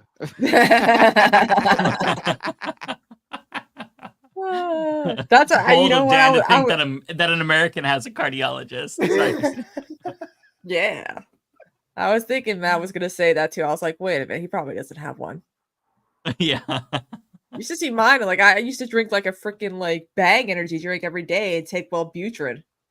Like too much. Damn. But they also say don't take your second Wellbutrin when you're drinking because it'll lead to seizures. So I'm like, I'm good. Yeah. You don't want to mix some of those SSRIs with alcohol. Let me see where we're at. Okay, so we are here. I believe this is from Atheist John Mathers. $5 super chat. I saw the mountain goat. The goat saw me. I began running. My thick skull met horn. I emerged victorious. Airless solid skull met goat horn, as in myth. Thank you very much. It's like a haiku. I believe so. Seether F with a super chat. What is Harris's electoral path if she loses Michigan? Prayer. Well, if she wins if she wins Pennsylvania, which is looking likely, if she wins North Carolina, that's looking possible. If she holds Arizona and Nevada, which I think she will, then she can actually, and then obviously the normal regular blue states. I think, and Georgia. I don't know if she would need Georgia in this scenario if she wins North Carolina, but I think she could actually lose both Michigan and Wisconsin if she grabs all those other states and win. Yeah, I mean, for those who don't know, it really comes down to 3 swing states at who wins. Mm-hmm. Like if you live in a solid blue or red state. Oh yeah. Well, I think this election might the map might look a little unconventional based on previous elections. It's possible, just like how 2016 was a weird map because Trump did well in the Rust Belt. I think it's possible that she can lose Michigan and Wisconsin, which is actually looking more likely to me than her losing Pennsylvania or like Arizona or Nevada. But she can and still win. Celeste with $4.99. Thank you, Celeste. Bailey S makes me sick. Talking about people's pain while applying makeup. She did not invent chatty, get ready with me content. Well, she did mainstream it. Like, there's other, but she's not the only true crime person who does the whole chit chat get ready with me though. But I understand, but I still recommend her Dark History podcast because, it's good to know the truth about things like how Reagan ruined everything and all that good stuff too. Hassan didn't invent political commentary. Give Tom Hartman his flowers. Like, what are we doing here? Right. Like, I don't know. Like, what are we? Yeah, different strokes for different folks, right? Some things will click with you, some things you won't like. There's this one girl named Jamie French who used to do bad movies and makeup, like really bad ones, like Camp Rock, like Disney movies and stuff like that. She did one about Mariah Carey's movie Glitter and Britney Spears' Crossroads. And I'm like, oh my God, it was so funny though. Her editing was really good in those videos too.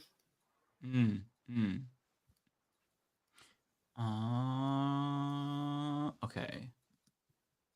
November DeMarc, thank you for the $5. Appreciate that. Y'all should watch Owen Morgan's podcast Sunday evenings. He gets into Christian nationalism in the United States. Oh, okay. I'll have to check that out. Does Owen Morgan have burner accounts that comment about how we should watch Owen Morgan and have him on the show because he's the second person just in the I think I've seen 3. Yeah. I'm joking, obviously. Kowalski, thank you for the $9.99. Tell Matt to open his DMs. Last Thursday, Matt, open your DMs. Last Thursday, there was some excitement on the farm. My family will fight climate change weather to get you your chicken tenders. We needed an AG segment or an agriculture segment soon. We appreciate your service, Kowalski. Omega Shenron Dragon with $5. Thank you so much. Mike, please tell me you are at Whole Cake Island. I am at Whole Cake Island. Speaking of sweet, shout out to Christina. She's one of the sweetest people ever. And Dan and Bam are A1. Yes. Appreciate you, Omega. Yeah. Yeah, I think I'm towards the end of Whole Cake Island. By the way, for those who don't know what I'm talking about, we're talking about an arc in One Piece. Very, very long arc. It's towards the end. I think it's probably going to be over relatively soon. It's kind of starting to drag out, but the end is in sight. Tanya Oberkaiser with $10. I don't see a message, but thank you so much. Very generous.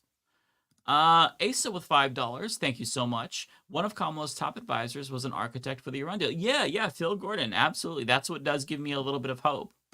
Another one from Asa, and this is the last one actually, $5. Y'all want to know what race is tighter than Trump v. Harris? The New Hampshire governor's race. It's fucked. Oh, I haven't been following that. I'll have to look into that. Well, that's all, folks. Do we have any parting words or any thoughts or anything? Yeah, this is usually the part of Power Report where I go on a 45-minute long rant. No, just kidding. That's all, folks. We're done. Yeah. Usually at this point, Christina and Bam are just like going like, we will just quit if you don't end the stream. So, yeah, full. Not to blast anyone, but Leftist, Mafia, and Power Report tend to stream around similar times, but there's often times where we're not streaming or like we will post content that's separately. So there's no reason to compete. Left is best. I love it when there's a whole like collaborative thing. And like we just announced here, Leftist Power Mafia Report on election day, a very long stream. A lot of people are going to be there. A lot of surprises. It's going to be great. So yeah, just continue following folks where you are. I'm youtube.com/DanFamierNet. Christina is at twitch.tv/Cosmepolitics. Bam does not want to be found. So yeah, I respect that so much. God bless him. Honestly, he had a Twitter account. You can find it if you really want to, but generally he prefers not to be found. And bless his heart, he made the right choice. Smart man. So thank you for having us in your humble abode. I know I said that I was your boss, but I don't see any redundancies here anymore. And I think I'm just going to continue to let you operate as your own company, you know, Really? until the hedge fund I managers appreciate come. that. Yeah, until the hedge Okay, fund okay. managers come, then we're going to have to do this, you know. I You know how it appreciate goes. that. People who I didn't start at the beginning are like, what the hell are you talking about? But you have to go back. Yep. All right. Yeah, okay, well, we'll just explain it. Power Report bought out the Leftist Mafia, and so they are with the majority money that we shareholder. Yes. And they got rid of David Dole, Rebecca Azor, and I wouldn't say they got kept- rid of. I would just say they've been reprioritized within the conglomerate. They're going to have new exciting roles that we'll be talking about soon. Yeah, so some of us were kept on, others were replaced. So that's Dan's decision. If you don't like it, take it up with him. His email is danfromtheinternet@gmail.com. I'm just kidding. I don't know what his email is. Oh, that's not your email. Oh, shit. Anyways, I did not mean to just dox you. You're good. I don't use that inbox anymore, so you're good. Oh, shit. I mean, that's not my email address, so we're all good. Okay. No. That's good, that's good. I've often said that my email address, which is public, dan@syndicate23.co, is where you can email all of your anger to me. So yeah, you're all good. Okay. I was not close then. If that's right. Yeah, no. Oh, Matt just hit 69 don't try subs. Oh, Nice. nice Yes, for number sure. to hit. Nice. Yeah. Nice. All right, guys. Nice. I actually really gotta take a piss. So Me too. Yeah. Matt, you're a trooper. I as You're a well. trooper. Let's go. Yeah. Let's wrap this Well, we'll up. see Thank you all all for watching. Next week. Yes. Take no, care, not everyone. next week. Next week is not No. the election week. Next Thank week God. is Wednesday. Halloween. But yes. They'll be on next week. We'll be on Wednesday, Wednesday. Leftist We'll be Mafia. on Wednesday next week, Yeah. and then we'll Next Wednesday, we'll- Leftist we'll- Mafia. Next And then Thursday, Tuesday- Power Report, and then and Election Tuesday. Day combined. All right. Yeah. All right. Peace. Peace. Peace.